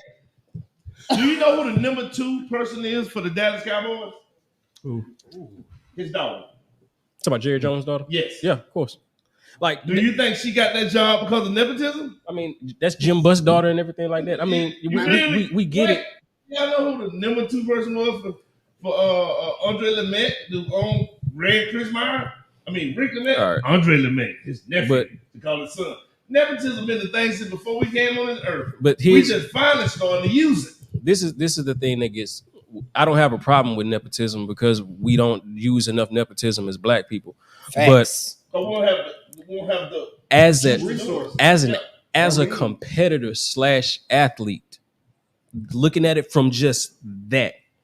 We're not talking about who your daddy is, who you know. If we were looking at skill for skill, we would definitely side eye Bronny and probably say he needs a couple more years within college to be able to hone his skills, right? Because somebody with the same acumen, same average, same body style and frame would 9 times out of 10 be overlooked, let alone going at a 55th pick. And me personally, if Bronny got I'm chosen, going next, y'all. I'm going next. Nobody say that. if Bronny got chosen, regardless, if it wasn't LA, I would be 10 times happier for him if he went to another team and built his own on some Boruto shit. I agree.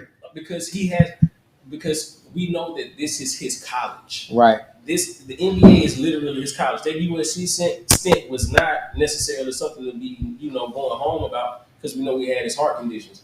But if we were to see Bronny James, no name, James Bronny, whatever you wanted to give his alias, and we seen him go to the combine and see what he was able to put up, he wouldn't have got picked up by a scout. You right. But just by the happenstance, if he was, let's say hypothetically, if he was just to go to like Dallas, and he was able to get like 6th man of the year, that's worth talking about. Man, you got $7.8 million because you're your daddy's son. Like, as an athlete, nah. As somebody who was saying black people should be able to get their children, whether it's generational wealth, just like he was saying, right? That's all well and good. Right. We don't say this about wrestlers, and that's completely nepotism all the way around. So, got a nigga there. That's the that's factual. That Rock family heavy. That Rock family heavy. So if as much as I respect Bronny as a person, I think Bryce is the better of the two. We all know that. Like, if you seen that most recent block he had on Newton and just stared at him, like he Bronny most definitely like Holiday. They call him the poor man's Drew Holiday, and I can see that. That's so hard. I'll give him 3-4 years for him to actually be who he was. He got to shed that cocoon. Right now, I mean, I'm happy to see him being able to do the King Griffey shit with his daddy, because that's all it is. It's a story to tell. Right. That's the story to tell for the season, But everybody in this room probably feel like, he benefited from nepotism, because if your name was Leon Sandcastle, your ass would be at the house. But my goal is no. I said I'm next nigga. I'm sorry. I don't give a damn if LeBron had 10 years in the NBA and have 10 points, 10 rebounds, and 10 assists. The whole time. I am so happy. Yep. That's still I'm pretty talking about good. the whole time in 10 years. Yeah, the whole time. And I'm going to tell you, it goes all the way back to the first thing we started about red line and all that bullshit. We have never had enough opportunities, because there ain't enough of us pulling enough of us up with them. Some of my biggest, so I ain't fans of a lot of humans. You feel me? I ain't. But the few people I am fans of, Deion Sanders, LeBron James, and that bald nigga, and the nigga from Compton who had the Serena and Serena's daddy. Oh, yeah. Them type. Richard? Yeah, that nigga. That's the Big nigga. fans. That's the nigga. You know why? Because he put generational wealth in young black people's pockets. I don't give a damn how we get there, bro. Only for his daughters to fucking. Long as we get in there and I'm saluting. I don't care if this is the goofiest nigga on the basketball court. Because sometimes it ain't that nigga, it's the nigga under him that do it next. Cayenne to get that nigga 40. That's all I'm gonna say. You feel me? And you right. His little brother. No, I'm talking about Carmelo's son to give that nigga 40 like it's nothing. I hope He'll drop 40 on him. Of course. Syracuse than Bronny. That ain't the point. That ain't the point. Wait. It ain't enough of us. Nigga, I'm not better than you. Hey, man, hey, shut up. We might get a guest. Don't do that. You Let him talk. Let him talk. All I You might care go about viral. generational wealth. I don't care nothing about us tap dancing and just dribbling. Shut up and dribbling. You get what I want? That's why it's so personal to me. You feel me? That's all I care about. I don't care about the money and the next generation moving forward, because we continue to move backwards. You know, I don't give a damn what the NBA. Look, the NBA already made their money back off them jerseys already. See, if it wasn't sports entertainment, I wouldn't care. I mean, if it wasn't sports entertainment, I would care about the sport aspect of Oh, this nigga only averaged like 4 points. Who? Well, Who a Laker fan? Me. I didn't know that. Oh, okay. I didn't know that. I'm not. You took that personal? I'm not. No. You a Clippers fan? Excuse me? Golden State Warrior? Thank you, sir. You too old to be a Golden State Warrior fan. Thank you, sir. Excuse me? You too old to be Golden State. Excuse me? Oh, so you been a Golden State Warrior fan? If you from I was born a Golden State Warrior fan. Man, cut your camera off, nigga. I was born one. I was born one. To the little Drake ass nigga came over there. I was born one. To the little Drake looking nigga came over there. Will World Be Free and Joe Barry Carroll and them? No, keep going. Hey, that's reasoning. Exact reasoning. I hate Golden State. I know you do. You should. You have every reason to. It was a celebration. Dream said you were too dark to be liking light skinned niggas. I never even heard that before. Black on black crime in reality. You don't understand. If you born there, I get it, bro. I'm talking shit. I've never met a genuine Golden State fan. Yeah, I was born one. Born in that Hey man, we finna get some mental health. I dig it, fam. God damn it. I'm gonna go pee while y'all mental Because I'm from this area. I have been a Saints in fan my entire life because I'm the closest to New Orleans. That's literally why I picked the team. You should. By AK, goddamn Red Line. And this is the difference. Hey, and this is the difference between the women's so, roundtable. To give you my truth right, I was a Chicago Bull fan. But guess who my favorite player to ever play in the NBA is? Who? Pippen? Black. Scottie Pippen?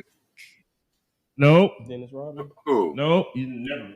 Gotcha. Phil Jackson. So I followed him to LA. Sound weird. I followed him to LA. Phil Jackson is my favorite coach of any coaches of all time. Oh, you said coach. I thought you said player. My bad. He was a player. No, I know, but I thought you said your favorite player of all time. But I followed Phil Jackson's whole career, bro. Phil Jackson, a dog. So when he left Chicago, I left Chicago. Okay. So that's why I became a Lakers fan. But since he retired, I just stayed Lakers. That's crazy. Oh, so wait a minute. Speaking of Black Renaissance, if you Right. go to their website, right, and you go to shop and you fuck around, find a couple shirts you might like, because they got the Black Job shirts online right now. You know what I'm saying? Yeah. Go copy one. Yeah, I got me two of them. I got two of them. Got my lady too. I got You know that what I'm Dreams May Come True peach hoodie.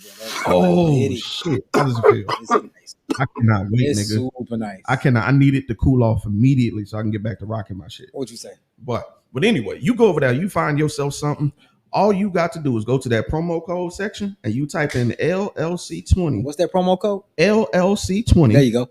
And you gonna get 20% off your total motherfucking order. Now look, 20 is a large number. 20% is crazy. Bank they You percent. feel me? I ain't say $20 off. I said 20%. You can go over there. You think you about to spend $100? LLC 20, bam, 80. You feel me?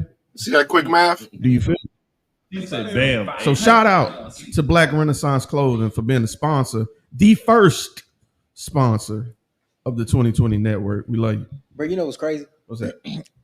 I probably have more black Renaissance pieces in my collection than I have my own shit right now. That's crazy, bro. She made me start getting rid of my old stuff. I was holding on to so much Black Renaissance shit. Mm-hmm. I'm talking like shirts from the first line, like the first logo and everything. I'm talking the Melly Mel Bear, Okay. the HBCU section. You know what I'm saying? Bro, we went and got the shorts.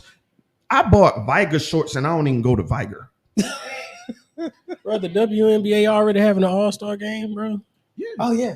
For real, like their season just started like a year. They played Team USA and they beat them. They beat their ass. That was hilarious. It The was WNBA beat. thrashing. It was Team WNBA versus Team USA. Like the current Team USA. The current Team USA. Somebody said they. the same team, man. Yeah, Mm-hmm. yeah. But Now you you know, know that's- that was about design. That's what I just saw on my phone to be like, wait, what? Angel Reese. Angel Reese, they're on the same team. I always am down to see a good old ass whooping. I ain't even gonna lie.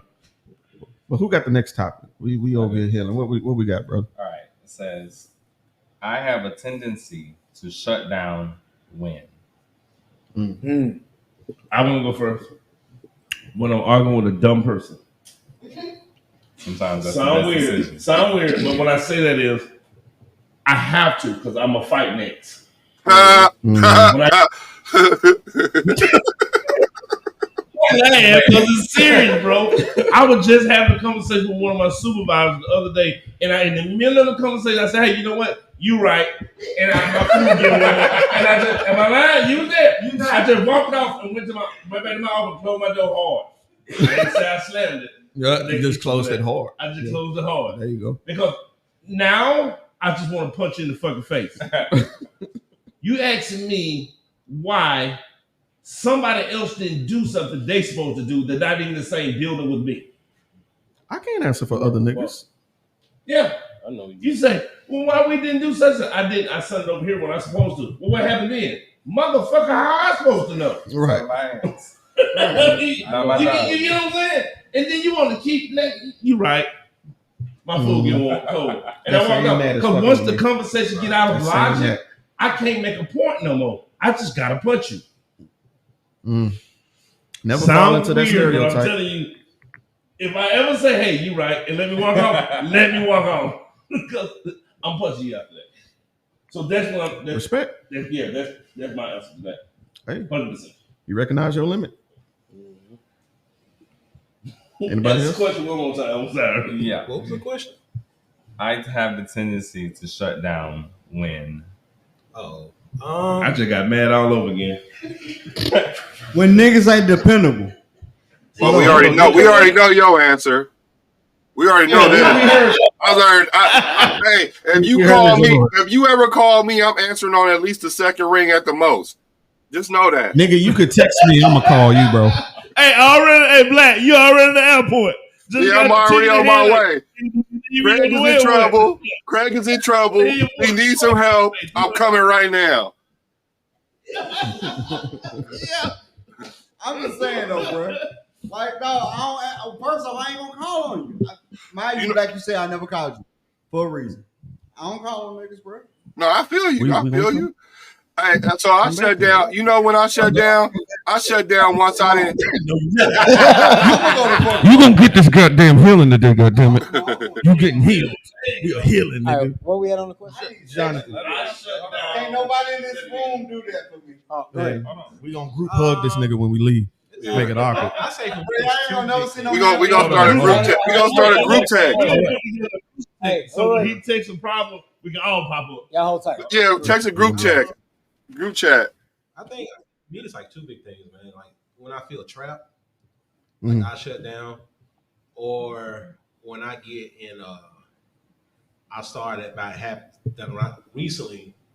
For me, when I started thinking about what happened between November and December for me last year, and that was just like a big mental block, and so like I just don't want to do nothing. I feel comfortable expounding because, and I'm not trying to make you revisit it. The reason I'm asking, there's people that don't know you. Yeah, I'm telling you. So November, it was like a whole 3-week span. So November the 28th, my wife water broke early, and then we had our baby. Our baby came 3 months early. She came in 1 pound 4 ounces. So we had that. 2 weeks later, my mom passed. That's a lot. A week after that, my brother had to have emergency foot surgery. He almost lost his foot.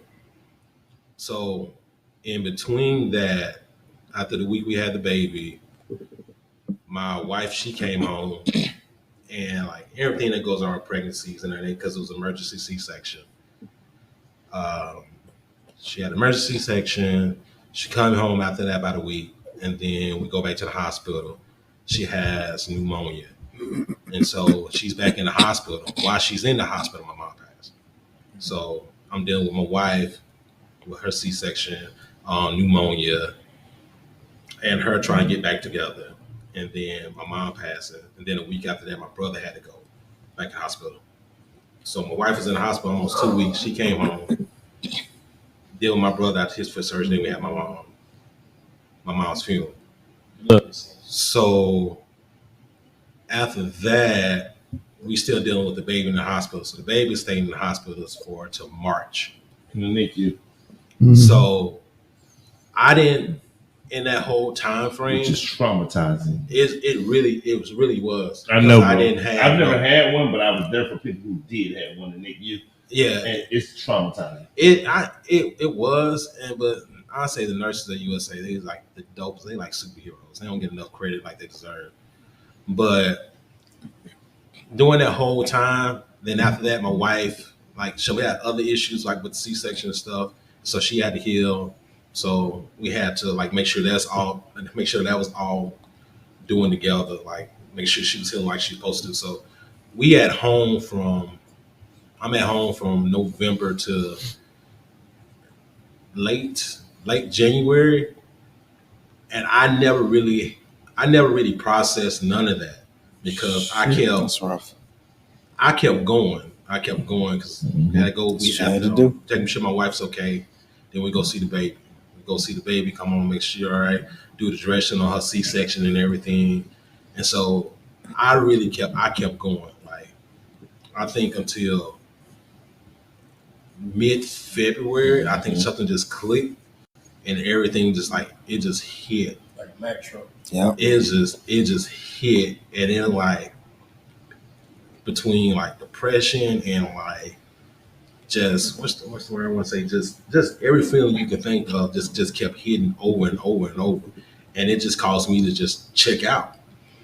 And so I don't want to talk to nobody. I didn't want to do anything because it's just like me trying to do grieving and get over all that because my mind just telling me like, all right, you can kind of let go of all of this right now. And so I didn't start figuring it out a little bit better until like mid-April, how to deal with it. But every once in a while, like I get so caught up where I just check out just like that.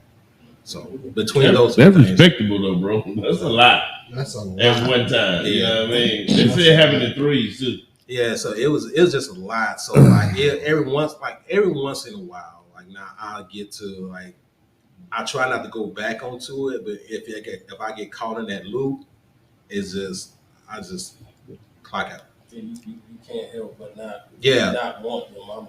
Like that's you. I know he knows, you know, and it's not the easiest thing, especially me and you grew up similar. Well, it was just me and our mamas. Like, Yeah. Like I understand you got your brother, but you was the youngest.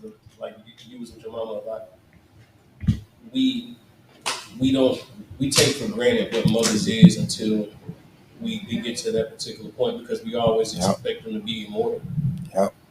They are. They are to an extent, but I get what you're saying. Yeah, I get what you're saying. I'm just saying, black mothers are just, to me, gods. Go ahead. Again, I get it. You know, of course, like us coming up together, Esther, Sandy, Terry, and knowing all of this, you just can't help but to put yourself out of that suspension of disbelief. You will shut down because a lot of the times where we could be villainized by the general consensus, but the only person that sees us for who we really are them. Mm-hmm. And then when we no longer have that particular place to physically seek refuge, because you know that was the only judge free zone that we ever had. It's not the easiest thing to be able to cope with. Like I said, you can be good for 3 or 4 months, and there just be that one moment where you may want to just hold a small conversation, and that 30 seconds could probably, pacify you for another 6 months. Yeah. And the only thing that you can think of is pre-recorded conversations in your mind. That's the only thing that keeps you going. Like it's not the easiest, and I feel for you.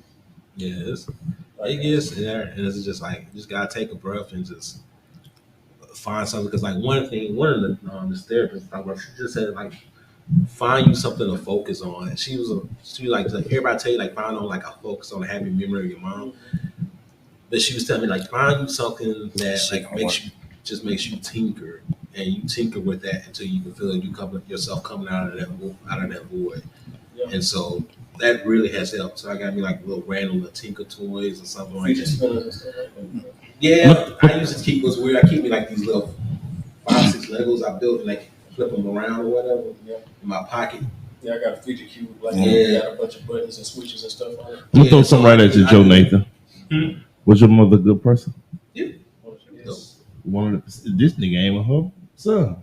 Did you hear that? No. I ain't knocking what you're saying. I'm using that. She won already, bro. Yeah. You still fighting the battle. Yeah. That make sense? Yeah. When my grandma died, to me, the sweetest human that ever lived, I had one bad night. I lived in her house after she died. I had one bad night sleeping in her bed. But after that, I prayed about it. And I know exactly what she is and what she doing. That just gave me all the comfort I needed. If your mama anything like he said, you ain't had a chance to say it. Nigga, smile. She won. You still fighting the battle. Yeah. Just something to think about. I got His mama's sister. Oh, I could tell that was close. I got conversation. I got 3 things. I'm gonna say something. I'm gonna answer the question with a superficial answer, and then I'm gonna get vulnerable. So, I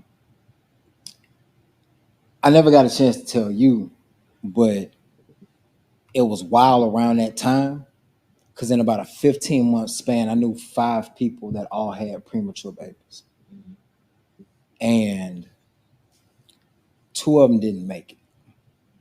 So when I found out about you, I just remember praying every day for y'all. And I remember everything that you were dealing with and going through. And I know what it's like to need space in that arena. But I just wanted you to know that people you didn't even know knew your struggle. Mm-hmm. And just know that you will always have the right people on your side. And I just want to tell you that personally since we're in that space and we're talking about that. To answer the question, I feel like I shut down when I have to purposely repeat myself. Because like Dream, if I said the shit one time and you heard me, I meant it. So if you make me say it more than once, now I'm starting to get pissed off and eventually I'm gonna want to shake the shit out of you. So that's probably that. You know what I mean? But then we got on this topic. And it's wild in the moment that I don't know if it's something in the air or the universe or the atmosphere, if it's God just putting it on my mind, man. But like, as I get older, I start to realize a lot of the things that my mom used to do that used to piss me off. Oh my God. I catch myself in the same moments. And like, my mama was an Aries, I'm an Aries. Me and my grandmother had the same birthday.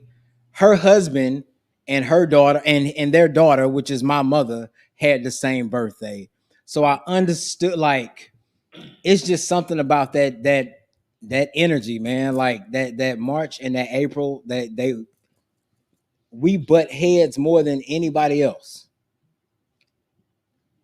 But as I start to get older, and I don't have any children, you know what I mean? Like, and as I get older, I have to think about, like, men in my family don't make it to be 70. And I'm almost 40.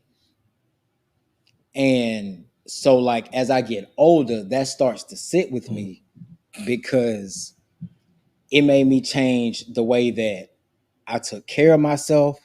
It made me change my diet. It made me start looking at the morality, and as morbid as it might sound, it's just the reality of the situation that Black people already don't go to the doctor enough. So it is imperative that if we don't start taking care of ourselves, that we take care of ourselves more. But I think about all of the things that I used to hear my mom talk about. I used to And what's wild about it is that because I was born on my grandmother's 50th birthday, my mom was 25 when she had me. So when I do the math and I think about the things like I'm 39 now. You know what I'm saying? I'm 39. So that means that my mama was dealing with me, 14, rebellious teen, thinking I'm finna do something at the age that I'm at now. I can remember specifically like just nagging the fuck out of my mama for it was a Nickelodeon thing that was coming to the Civic Center that I wanted to go to. Bugging the fuck out of her. Because I want to go. Until eventually she's like, no, because you done asked me about it so much, so we ain't going. And I was like, damn, I made my mama mad. Now I'm thinking, like, you do the math. I'm 10, she 35. What, as a kid, I couldn't see is what type of struggles were my parents going through at the age of 35. Right. I know what type of struggles I was going through at the age of 35, and I don't have children. Bills are real. I have friends that have kids that are this age and beyond, and I can only imagine what it's like for them to have to deal with Easter or Thanksgiving or Christmas or birthdays or any of this shit that I don't deal with, and I think about those things. So I know I'm not trying to stray away from the topic, but when I think about the question at hand and you talk about what makes you shut down, I start to think about how much I wish I could just apologize to my mom. Damn. That's a dream I had. Because I lost my mom when I was 26. And I feel like I didn't discover what life was until I was 33. And if I would have had the knowledge that I had at 33, at 22 or 23, I feel like I legit feel like I didn't get close with my mama until she got sick. And that sucked because that was the last 2 years of her life.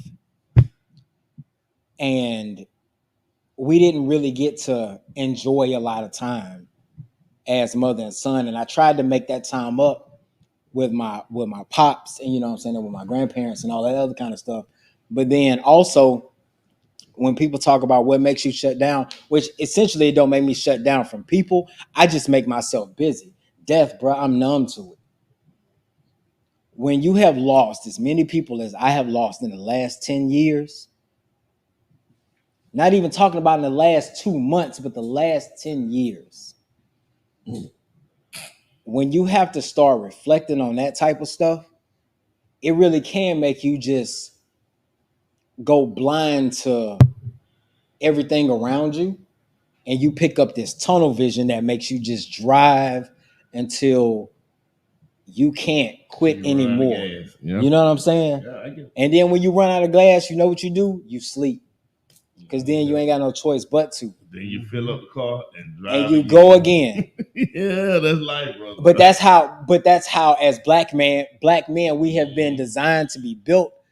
It's just it's to process your trauma whichever way you know how to process it, and then you keep moving Throw it forward. in the trunk and keep driving. That's it. As a black man, it's harder to tell someone else their trauma because it's most likely they're able to be humiliated by it. Yep. We come up in a stigma where as soon as we become emotionally available, we have to be hard. That's the demographic. Right. We have to be stoic because as a man, there are so many requirements. Not even just being a black man, but as a man, there's so many requirements to be a provider, to be, a father, a provider, a good husband. But at the same time, we're catering to everybody else because that's the status quo of what a man is supposed to be. Right. However, as soon as we start to be able to extrapolate the information that makes us feel certain ways, now we're seen as inferior and vulnerable, and that takes away from what they say now, horror, because we can't vocalize our problems. Like, prime example, that's the reason why I'm kind of happy that we're having this conversation, because me and my mama, I was mad at my mama the day before she passed. My mama put me in jail when I was 17 years old because I filed my own income taxes and I wanted to move, right? I got $678 for the income tax. My mama said that I stole from her. Proverbially, I stole from her because I filed myself. Let her tell her. But she tried to make the police think I stole like actual physical currency from her, right? Long story short, Shelby and Hall gave me 6 months, I did informal probation. Didn't do nothing else ever since. My record's been clean. I decided to go get my pistol permit because I had just got my license renewed. I go there, they tell me it's so much red tape behind me having to get a permit that I got to go to court. I got to go down to the second floor downtown to get all of this. Now, this is not a task that's just too egregious, but it's still like, damn, you put me in jail. Right. Now, I got to go through this, that, and the third. My mama called me that Sunday. She died on a Monday. Me and Saint I found her and Saint was with me. I went to go visit her and she was in her bed. God to the glory. However, my mama called me. You all right? I don't say shit. I'm so mad because I just got the worst news ever. You're not saying the worst news ever, but it's like, damn, this case is still haunting me almost, 15 years later. Right. So once again, like I was saying earlier, we think our parents are immortal. We don't know our time. We don't know their timetable. Right. So I'm sitting here on the phone like this. Yeah. Mm-hmm. And she just as innocent as she wants. Well, I love you. I'll talk to you tomorrow. Mm-hmm. I didn't say I love you back because I was too caught up in my own pride. Yeah. So the next day, when I get off to work, go visit my mom. That's it. So now, the last memory that I have is I'm mad at you for something that years ago. And so I can understand that concept. It's like you think about everything lost, just like I was telling you earlier in the podcast, we don't miss anything until we see the pain in what we lost. Mm-hmm. That's just what it is. So it's you shut down. I think a lot of this is loss will definitely make you shut down on the strength of that. I want to touch on that real quick. I never had a real bad relationship with my mom, even though a couple times I probably should have.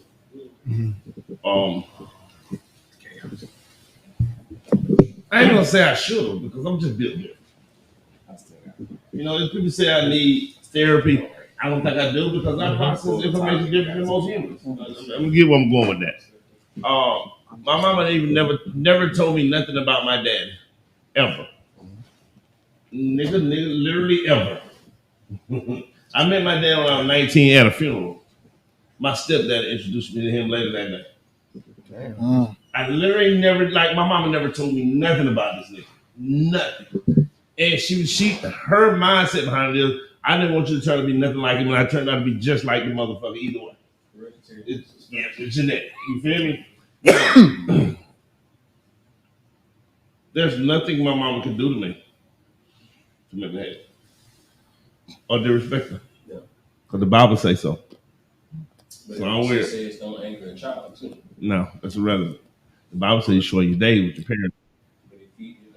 Ain't no but. You know what's crazy about what you're talking about? Like as far as like how your situation happened.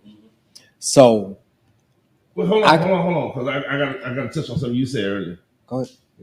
Before you go down. That's not against you. My mama never had me arrested. She actually hid me from the police. I don't know how to feel about that. You feel me? But I do know my mama done stuff to me that she was wrong, and I just got away from her for a little while. Right. Couldn't even get mad with her. I can't say because I don't know. It's hard being a black mother, man. You know what I mean? So, bro, and I can only say that because I raised $3 on my own. I was a man, but I was a lot of accurate. They called me a mama. I did hair. I did perms. I did cook. I did all that. I had 3 heads to do Sunday night for school Monday. So I can understand kind of some of the stuff that the women went through, you know what I mean? So not giving them just a flight, but I don't know, since I got so religious, I got a different respect for black women than I ever had in my entire life. So my point of that is, bro, I don't care what my mama do to me right now. I may not talk to her for a while, but she'll never get nothing from me. Nothing. You know what I mean? Now you, this ain't bad. That wasn't bad either, bro. I'm just saying because, like you said, we never know the time. If you could change it, you would. Okay, it's all right. You get what I'm saying? If you could go back and fix it, would you? So all right. So we can't have an argument. That's done. For you, you said you wish that you can go back because your mom was going through stuff you did. You wish you had more time to such. She did. You didn't. Trust me, she did. It's the time that she seen you doing a little dumb shit or playing here or doing that. She was having the time of her life watching her baby boy do that stuff. Even though you didn't get to enjoy it with her, she enjoyed every second of it just watching you do it. So trust me, she's happy as the world is long, having those days and those moments. As a parent of 5 impossible, damn. Well, I ain't got a blood test for one, so I say it's impossible. I'm pretty sure it is, but it's there. It's times that my kids have done things that they don't even know that has elated me. You feel me? I get that. A lot of kids. You feel what I'm saying? So even though you don't feel like you missed some stuff, she didn't. She got every, because you raised up with your mom and your dad, right? Yeah. She got every bit of it, brother. I always say, when we die, life is that a bundle of memories, and you're a big part of that. You feel what I'm saying? I get that. And so she's smiling right now, thinking you got something left when she got everything she needed. So I'm gonna tell you, a good guy like you. I'm gonna tell you from my perspective and why. I'm gonna tell you from my perspective. And, yeah. I'm sorry. I'll make this quick. The only reason I was gonna say that is because how you said that, you were upset with her. So for me, it's a little different situation, but I was like a workaholic. Like I had been from like fast food job to another fast food job to I had started selling jewelry in the mall. And I had gotten to the point where I was trying to elevate just because it was the first time that I was like, I seen what kind of money managers made. And I was like, I'm trying to get to that point. So I was a third key. I was doing all this stuff. I'm doing what I need to do as a young man because I'm thinking that this is gonna be my blueprint to make myself successful and make my folks proud. So I'm working, bro. It's the holidays, whatever the case may be. I'm like, yo, I'm gonna work straight through. I'm gonna take New Year's Eve off, and then that way I can have a weekend off with my folks. You know what I'm saying? Like, go see my mama first thing in the morning, yada yada yada. I work out. I get off. I say, I'm not gonna go by, to see my mom because I'm gonna go in the morning. I was tired. It was late. You know what I'm saying? The whole 9. 6:37 in the morning, I get a knock on my door. It's my daddy telling me she gone. Well, it was New Year's Eve. Like you really don't, because you always expect tomorrow to. That's it. And the part that stung the most, I tell you the part that stung the most was because like after that I realized like I'm breaking my back trying to do, you know what I'm saying, so on and so forth, that I missed the time. And you did though, bro. That's the whole point of my tag. I get what you're saying. She was at the family function. It's like, where Buck at? Well, you know that boy work hard. And there was some problem moment being able to say that. I get that. I mean, you get what I'm saying? I do. You feel me? You could have been in the streets or a drug addict. Yeah. Or behind a building somewhere. You right. And she said, that nigga ain't worth a damn. But that's not what she's saying. Those same moments you thought you wasn't having, you still having, that's your side of it. I get it. From your perspective. From her side of it, she had the perfect son. You feel what I'm saying? That's why I say, even though you're going through what you're going through, she's smiling now on you right now saying you did everything right. I feel like perspective has been the key word. You feel me? What? That's why I said it like that. I got you. It's the key word. Yeah, that's what it is. But the closest for my point was the closest for me. It's for you. Right. Your mama is happy with you, brother. I can promise you that. She clapping right now to that nigga speaking. That nigga speaking. I'm telling you, bro. I have the tendency to shut down when disappointment. When you fight for something that really, really matters to you, or you achieve something that you really, really fought for, and either A, it falls apart, doesn't work out, doesn't go the way it needed to, and it leaves you devastated, or B, you do achieve it, you obtain it, you get it, and you share it with the ones that are the closest to you that matter to you the most, and they don't care. Or they're not there to support you. That's deep. Or even deeper, That's when deep. you achieve something you fought your whole life for, to like make your mother proud, your dad proud, the people around That's you deep. proud, and they're not even here to share it with you. When you are deeply, rootedly disappointed, and even though you made it, you didn't make it in time. You didn't achieve it fast enough. The ones that you wanted to clap can't, and even the ones you expect won't literally can't do it. So I don't want to be the one to keep talking about guys to come to chest. It's lost. So I'm a girl dad. Yeah. I raised 3 daughters. Right? I got multiple kids, but 3 daughters I raised alone. They got different mamas, and I still raised, like, they all live with me till they were grown, right? So my 19-year-old just moved. She was here in being Mobile. She moved out of Atmore for about 9 months. She just bought a place here in Mobile, right up the street.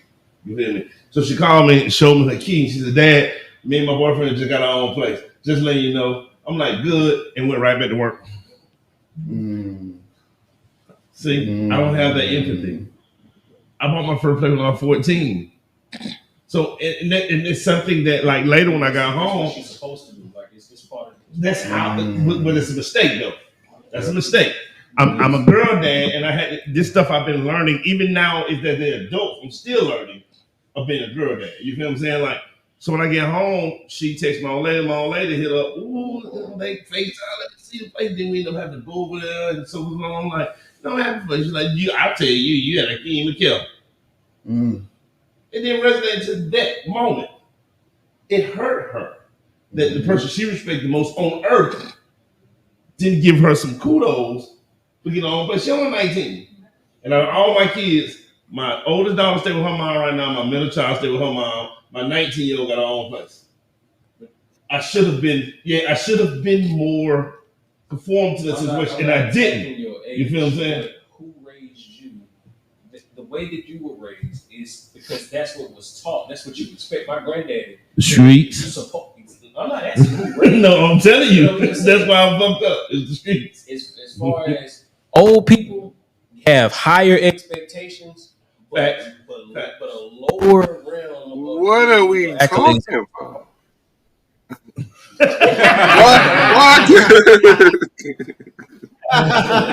That's true. Like, my granddaddy, if he seen you with a job, it wasn't congratulations, you got a job. As long as you're getting 40 hours, that's what you're supposed to be doing. Bruh. Yeah, and I guess I got that. Oh my God. I was born in 79, man. Real quick. When my mom's my grandfather on my mom's side, when he passed, like my dad's dad used to do everything, like take me on trips, do all kinds of crazy shit. When my mom's dad passed, I was 13. You know the next time I heard from my dad's dad? I was 18. I was graduating from high school. I got a card that said, "You made it. Good." I was 18. You know the next time I saw him, I was 30. It was my father's funeral. I can't tell you where he's at right now. I don't know. The sense of morality is because you got to think about the generation stigma that passes on. You got to think about it. We're not too far removed from descendants of slaves. We are not. Strength of that shit there. Thank you for bringing that back around the corner. The grandparents is shining shoes. The shining shoes kids are actually working in a factory. That good. You're supposed to. Because that's how they were built. Right. Now that we have so many avenues to do whatever the fuck we want, we go back and tell our old folks, "Hey, I'm successful." My granddad would say, "All right, you're supposed to take care of your kids." Like us having jobs and being able to achieve things are not the same standards of what old folks had. Like having a job wasn't nothing. Nowadays, having a job is like damn near winning a lottery because it's so hard to come across it. But old people don't give accolades. It's because they just expect that. They expect the descendants to come after them. Now you're making me feel old. Well, why you keep calling them old people? Why you keep calling them old people? Like I think that's what the like. How old are you, Black? Like hold on, I was like, okay. I mean, old. I'm talking about somebody born in 38. Right. That's my point. That's my point. That's my point, right? That's what I'm saying. Anybody older than 38, right? No, I'm saying 1938. I'm talking about born in 1938. Oh, yeah, that's older. That's older. I thought you. Okay. What year you born in, Black? I ain't telling you that. No, I just turned. I just turned. Can you hear me? Yeah, I want to hear Black. Yeah. Just tell me what year you born in. We went through this last year. I don't remember. I don't know why y'all don't remember this. We had the same conversation last year about ages. I'm older than you. I'm the elder in the room. I'm not triggered because that's the question, nigga. Hey, what year you born in? Hold on. I sat here and listened to y'all talk about whatever. You gonna listen? You gonna wait for this answer? You can keep talking. You gonna wait for this answer because you should have known from last year. That's why. Matter of fact, you go and find the lie from last year and find out since you want to rush me now. How about that? How about that? No, for real. I just turned 50. I just turned 50 this year. Dang. So when you say, was that a clap? Brother. We just happy you here, nigga. Shit, you ain't the only one. A lot of us don't make it past 25, bro. But when you were saying older, I was trying to figure out what do you mean by older because if I said old person, I'm thinking my elder, like just somebody that's elder than me. That's exactly what I'm saying. Okay, okay. About somebody like 70 up. Like for a fact, like my grandparents were born in 35, 38. Yeah. And so this is the generation that raised me. So when I mean old people give you that antiquated sense of morality, they look at it as though the status quo is a working man, whether he worked in a factory, whether he shined shoes. They respect you for working, whether it was minimum wage or it was $30 an hour. As long as you took the initiative to get up and work, that's all they respected. That was success. Yeah, my grandma asked me 12 times yesterday how I like my job. Yeah. All right, fellas. Just to moderate just a little bit. I know AJ said he had something else he wanted to chime in. Go ahead. Bro. So I want you to drop what you got to drop, and then we got to move to Johnathan for our last question because we still got one more podcast that we got to wrap up for this evening. So we want to make sure that we get on time. I got a hard out. I'm past my heart. So go ahead. I feel like it needs to be said, but many men they say we're supposed to be able to create, build, and provide, and that's what they tell you men are supposed to do. So I tend to shut down when I feel like I lose my purpose, or like if I'm not creating, if I'm not building, if I don't have a goal or something to reach for, if I have a reason to be doing what I'm doing, and it can be anything for a man, whether it's your child keeping you going, you want a house, you want a home, you want a family, you want a specific car, you want anything, and you use that to motivate you, to push you to achieve, to be better, to be great, to go out in the world and actually fight with the crap we have to do to get whatever it is your goal is. And then whatever that goal is either gets destroyed or you lose it or they pass or you just fall into depression where you can't even see a way to achieve that anymore. That's wrong, I lose my purpose and I tend to shut down because I don't see why I'm still doing what I'm doing. That's solid, bro. And I feel like a lot of men deal with that. We just don't speak on it. We're not expected to shut down. We're not expected to stop being creative, to stop being able to provide.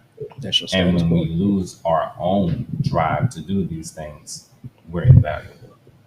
Nobody's gonna restart us and say, "Oh no, man, definitely no hate, no hate, no hate." I got you used all your hates. You used all your hates, and that depression from shutting down. That's what he's saying. That depression from shutting down can cause us to lose a lot. I gotta touch that real quick. I got to because you got 30 seconds. So I only need 30 seconds. So my boy do go through depression. He said that I'm the strongest person he ever met because he's never seen me go through it before.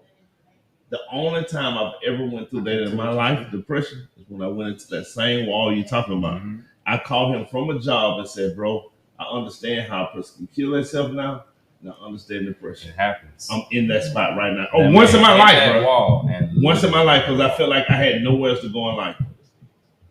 So that's strong. I went through it once. It happens, and we don't speak about it. We lose a lot of men that way too. Yeah. And then y'all consider us weak because we don't have that. On this one, strong. But we can. Johnathan, I want to hear what. Black, what's your thoughts on that question? Like, because we want to move it on. I get it. Shutting down is a weird concept because we're expected not to shut down, right? And I've always had that battle. Like, is that a legit thing? Like the crying thing. Should you cry? Should you not cry? You know, the shutting down thing. So I've come to the realization for me that this shutting down thing is really not an option. Like, so when I start feeling myself shutting down, like, what I do is start filling out to people and be like, hey, what's going on? You know? And like I said earlier, if they can't see the cues or whatever, then instead of shutting down, then I just be like alone. And then I'm like, okay, now I got to focus because now it ain't nobody but me and God now. It ain't nobody but me and God. So this shutting down concept is like, I don't know, is that shutting down when you withdraw yourself from people? So I don't know. So when y'all saying y'all shut down, I'm like, okay, so what's the purpose of the shutdown? Is it because you just physically or emotionally can't regulate it, so you physically shut down, or because I'm just trying to understand that. That's all. Sometimes it's honestly not optional. It just gets to a point where you don't have the energy, the drive, the mentality at all to even do anything. You literally feel like, what's the point? Okay. Like, okay. I Cool. Go to work my tail off to make $100 to pay this. I like that, Black. I like that, Black. What's the point? Because I shut down the other day, then, if that's the case. The other day, right? Let me just tell real quick. I'm so sorry, but I have a son, right? He just turned 16 the other day. His mom took him and disappeared. Like, I haven't seen my son in like 8 years, right? And I'm sitting here. I'm just so enraged at this point because he's 16. And so I'm like, I'm so angry. And God forgive me. I already said it. I was like, man, I hate her. I just lost. I was like, man, I want to kill her. The whole shit. And I meant it. Right? Then I just shut down. I just broke down. And then something snapped. And something told me, bro, it's not your fault. It's not your fault, bro. And then, but when that happened, right, I felt something that made me feel like, damn, I don't feel like crying about shit. I was like, then stuff that used to move me that I see, I can feel that it started to dissipate just that fast. It's only been a couple of days. So I'm like, damn, what is this shutting down thing when y'all talking about that? Because I don't want to shut down where I'm to the point where I'm numb to people, but I do want to be numb to the bullshit. Situation. But we can move on, though. That's another topic for another day. Let's go. I like that, Black. Yeah, that's strong, though, Black. Yeah. Appreciate that. Yeah. Sometimes God needs you alone to really talk to you. That's how I look at it when I shut down. I know where you were headed with that. That's why I say I like it when you saying it. Sometimes God needs you alone so you can actually hear what he's saying. I like that, Black. And he will isolate you. He will shut you down so you can actually hear what he's trying to say next. I like it. What's the next? Johnathan, what you got for us? You get an app that allows you to speed through someone's dialogue. Who are you using it on? Dream. What was the question? Absolutely skipping Dream's dialogue. What was the question? No, the escape button, skip dialogue, bro. You get an app that allows you to speed through someone's dialogue. Who are you using it on? He said, "Man, that's So who doesn't understand? If you're talking to somebody and they just yammering, this app allows you to speed right through whatever they're saying. And get your point. Speed through the whole Oh shit! Oh shit! Everybody need that app for me. Everybody need that app for me. That's what that is. I'm second emotion. Y'all get up off me. I'll second that motion, Ironically, I third that motion. fuck y'all, man. Oh, and my second choice is Donald J. Trump. That's my nigga. That's my nigga. Turn the TV on. Right. I say this with all due respect. I promise you I do. But I'm going to use this app on every customer trying to tell me exactly what's wrong with their car and got no clue what they talking about. Just go ahead and be quiet. Leave me the car. Oh, leave it alone. Oh, you a mechanic. Don't tell me what you think it That's is. right. You said you was a mechanic. What another shop told you, I do not care. I'm Right. what's wrong with it. I'm gonna say, no disrespect to AutoZone. I love them. But they not mechanics. O'Reilly's asked me if they had two wires. Just keep your wallet open. That's it. Your question I don't care nothing about that story. Let me find out where you are. Go away. I'll call you when it's done. Hey, bro, I want to talk to you specifically. All right. That's tough on me, though. What's up? Because I know cars, too. Hey, and some people do. And if I tell you that this is what's wrong with my car, right. when I tell you this is what's wrong with my car, and I want you to do it because I'm too busy to do it. That's fair. And you tell me you're gonna do like some other stuff you can figure out on your own, and then you be like, "Yep, that's what I did." I'm like, "I told you." But now you say you want to charge me for your like time. I don't give a fuck about your time. I told you what was wrong with my car. Do what I told That's you. not how I operate, though. Yeah, that's a different scenario than what he describing. That's different from what I said. Yeah, but it's rare that people know what's wrong with their car. Yeah, exactly. So the people that do, but he's able, with him stand, being a master, he can discern the shit you saying and the terminology and pick up that, oh, okay, you know a little something.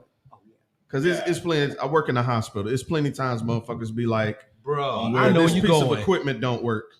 Did it not work or did it not turn on? Like the way you recite shit back to me is gonna tell me what the fuck I need to know. That does make sense. Yeah. So if I tell you that, hey, look, I don't know what my liver quivering. I don't know why my liver quivering.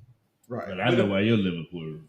But if I tell you that, hey, look, bro, I got my cylinder 3 injector is stuck. I just need the injector replaced. That's what I'm gonna do. That's what I want you to do. That's right. Right?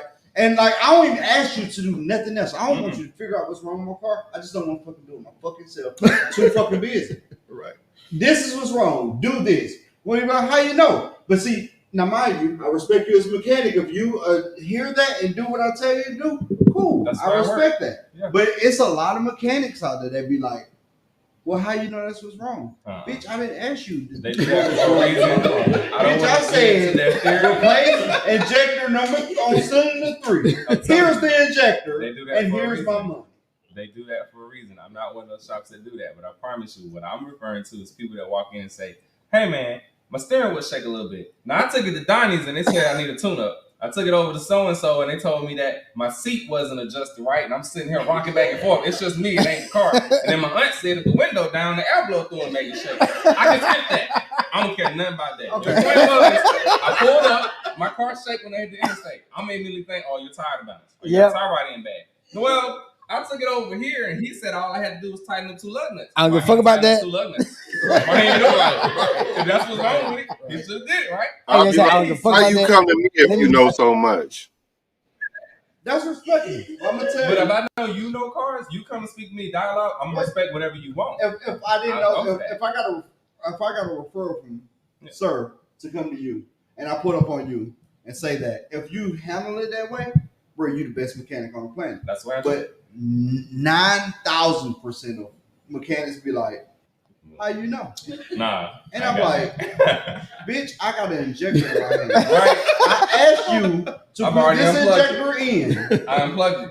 If it wasn't even clicking, I plugged back in. I don't want to do it. I don't want to do it. I got other shit to do. I drove this car here. I got an Uber. The Uber beat me here. Mm-hmm. This injector. All right, by the part. Cylinder 3. Put it on. I'm leaving. I got shit to do. I don't want to do it myself. Can I do it? Absolutely. Nigga, I got mad to me. Right. I don't want to do it. Dream though.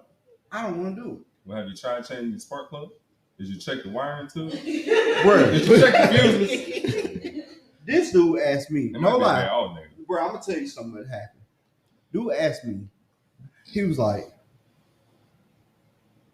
"What is your motor locked up?" That nigga facepalm. It's running, but it's got a misfire. And I was is like, the motor locked up? No, at the time it wasn't running. At the time it wasn't running. Right. At the time it wasn't running. He said, "Is your motor locked up?" And I was like, "No, absolutely fucking not." And he was like, "Are you sure?" And I was like, "Nigga, what? Are you sure?" No, he convinced me. I was like, "Nigga, are you sure?" And he convinced me that I wasn't sure. That's some Jedi mind trick shit right now, bro. Let me tell you, I'm so angry with this dude right now. I don't know if I can have a conversation with him. But that's because he asked me, "Was I sure?" And I was like, Damn. I've been building 15 to 1 compression engines since I was a fucking kid, bro. I built race cars. It's what I did. You know what he did to you? He closed you. He closed the shit out of me, bro. And bro, like I was like, shit, I don't know what I'm doing. It's to use to see if I can pull more diagnostic. Not me, but if they can pull more diagnostic or a different angle and get some work done for me. Yeah. It's the injector. Well, you know it's easier to change the spark plug. You should try that first. Because even if the injector bad, the plug gonna be dirty, you still gotta change the plug. It ain't gonna run right. And that's an upsell. Who still got People do that. But I want to ask you one more time, though. I heard it different than what y'all heard. Ask that question one more time.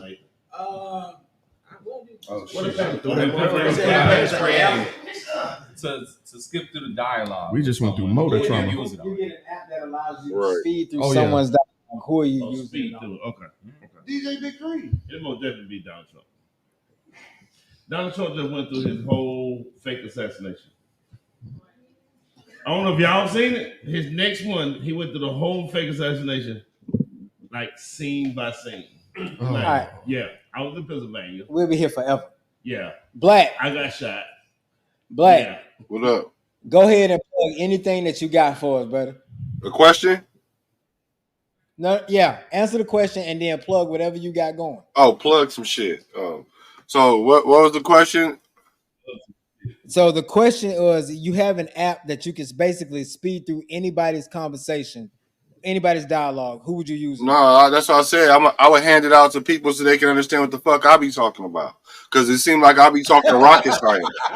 Like I say the most linear shit, people be confused. Like, wait, we're talking in a circle. No, you're talking in a circle. I asked you a yes or no question, and you fucking around. I asked you where you going. You telling me where you coming from. So I'm gonna go ahead and give them the app, so I don't have to go through the bullshit. I don't mind playing the mental gymnastics in the Olympics. That's fine. Oh, what we plugging? Right now the EBH Black Show is kind of doing some things. We doing the story on Tan, the guy that was an Oakland rapper. I don't know if y'all heard about it. She had said she was smoking on her iPad, which was her ex-husband or whatever, and I mean her ex-boyfriend, and then she went on a media tour. And then she ended up getting killed last weekend. And then people online made this story and conflated the two. So I'm fighting online right now. And I got a video that's doing pretty good. So I'm doing that with the EBH Black Show. I got the Got Smoked shit right here. And, 2020 podcast and Talk to Me Delicately. They doing cool. They pushing numbers. Pretty soon, Ace Metaphor and 8 at the Table and all them going to be talking about us. So get ready, y'all, because I'm going to need some of y'all to back up some of this shit I started. Oh, good. For sure. Shout out to Clarissa, man. She's really doing Yes. thing, Hey, bro. yeah, big shout out to her because she putting that on her back. And I ain't talking about this one. I'm talking about Bridget, the one she always showing online. Right. Y'all know who Bridget is. Ask her. Right. Hey, Black, where can the people find you? Oh, YouTube. Go to YouTube. You can just type in the EBH Black Show. All right, that's what's up. Johnathan, what you got for us? Where can they find you? Man, you can find me on Facebook on Johnathan Williams and Instagram on Stay Puff Jr. Stay Puff Jr. I like that. Oh, Lord. AJ, tell them about you. Me on social media, kind of small, AJ Johnson, I guess, but you probably find me by my company more than anything. All right, what's your company name? Plug yourself. True Fix Auto Specialist, Government is a, and you can just type in True Fix 251 on Facebook. True Fix 251. You need your car worked on, holla at AJ. Yeah, and don't ask him and don't tell him what's wrong with it. Just give it to him. Right. Yeah. Let him figure out what the fuck is going on with your car, because he's the mechanic and you are not. Right. That's why you there. Right. For me, it's Tre Folk everything, man. Tre Folk Instagram, TikTok, SoundCloud. The Essentials Volume 2 will be out very soon. The Essentials Volume 1 is out right now. Yes, it is.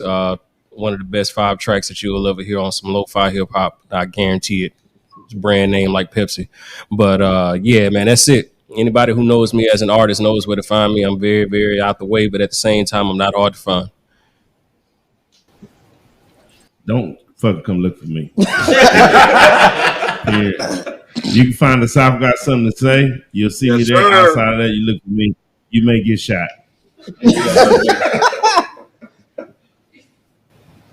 Man, listen, you can find me on. You probably can't find me. You cannot. You cannot. Don't contact that nigga on social media. He is not gonna answer you. Yeah, don't contact me on social media. You can see me on Souf Got Something to Say sometimes because my current occupation does not let me be there. Other than that, find me in your prayers. That's where I like to be at. Damn. That was very nice. That sounds like something you tell a woman. How you can find me in your prayers, right? So do you want a boyfriend or a husband?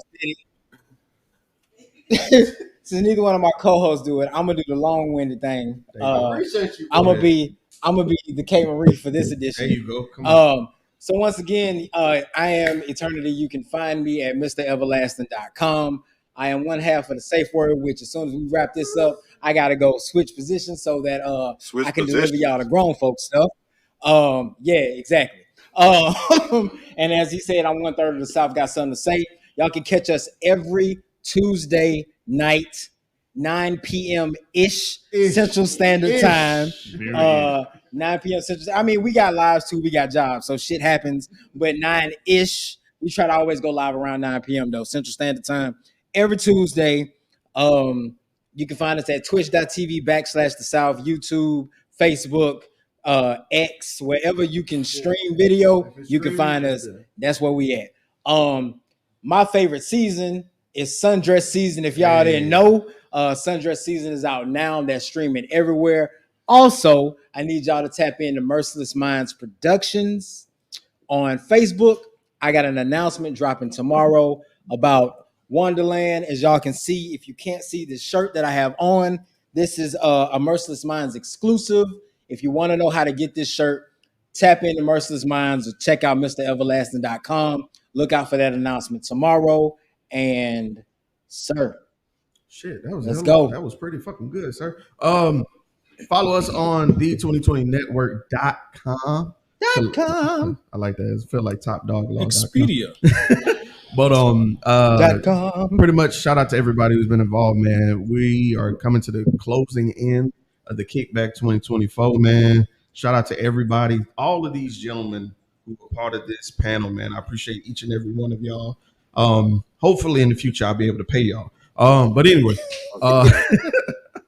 especially want to give a special shout out to my producer Ashley B back there. Hey. She's been doing the goddamn thing this entire event. All of the images, all of the waiting screens, all of the pixel art you've been seeing, all of that's from her, bro. So shout out to her. She's really been doing a goddamn thing. So I wanted to make sure she got her love. Yeah, I know you want to follow us. Goddamn right. Look, it is. I am not that guy. I know my limitations. But if you're looking for more of our content, please follow the YouTube, follow the Facebook page. We're very interactive. Message us. Let us know what you think. Whether you like it or dislike it, we'll flame your ass or agree with you. Probably a little bit of both. But I just, again, want to give a shout out to everybody who made this weekend possible. This is the 3rd year in a row we've gotten to do it. I can't wait to make it to 5 because maybe we'll get a special guest like, I don't fucking know, Young Bron and James Millie or something did it. Fuck it, yeah. You feel me? Hell no. God damn it. You say hell no. How about y'all come to? How about we do it in Vegas like in 2 years? That's on fire. That sounds fire. I mean, I have no dollars in that other than my plane ticket to get there, but it's on that fire. Sounds fire. I would love to do that. Yeah. It is Damn, that is a very nice shirt. So, you better be careful. I'm gonna stand up real quick. Stand up. So model that motherfucker like an this son. This is oh shit. I call it the Camp Anawana shirt. I see what you did there. That's like a 90s kid. This is the Merciless Minds Wonderland 2024 exclusive. This is going to come in a passport pack. The passport pack will be $25. You get the t-shirt, you'll get your passport stamp, which is an exclusive sticker that we're going to print. Plus, you'll get the Wonderland EP 1 week early digital download so you can rock that shit before anybody else get a chance. So stay tuned to learn how to get them. Limited edition, Once they gone, they gone. Ain't order no more of these bitches. Don't ask. But I got another shirt coming with the Wonderland. But if y'all want the exclusive, man, y'all tap me. Hey, I'm a co-sign your shirts. Listen, you know niggas be getting that nasty feeling Gildan shirts. Not this nigga. He gets the good quality shirts, bro. I got smoke. You got smoke. I got Yeah. smoke. How you got smoke? I asked the nigga what color the shirt was. That nigga did not answer. You said Wonderland blue. It's technically Jamaican Sea. Okay. No, Wonderland. I love it when colors just have random names in the shit. Jamaican Sea. Yeah. Jamaican Sea. That color? Hey, I got a question for the South though. Okay. What's that? Hey, so do you gotta actually be there to do the live? Because I ain't never seen somebody come in and do a live. So I'm just wondering, do I need to double back in order to get back on the show, or what? What we gotta do? No. So I can set it up. I just hadn't done it.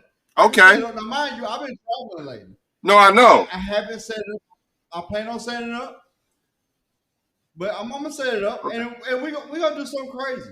And you're gonna be the first thing I call. Thank you. Because you got intellectual I already ignorance. say I he need didn't call it. you yet. Intellectual ignorance. I need it. Yeah. Hey, people. I love Intellectual ignorance. I gotta go train. I'll be back. You gotta go. All right, y'all. Well, that's been it for the minutes. Oh shit! Goddamn. Technical difficulties. We love you. Thank you, everybody who tuned in. 2020 LLC. Gang shit. Please say LLC, man. LLC. Sprinkle a little.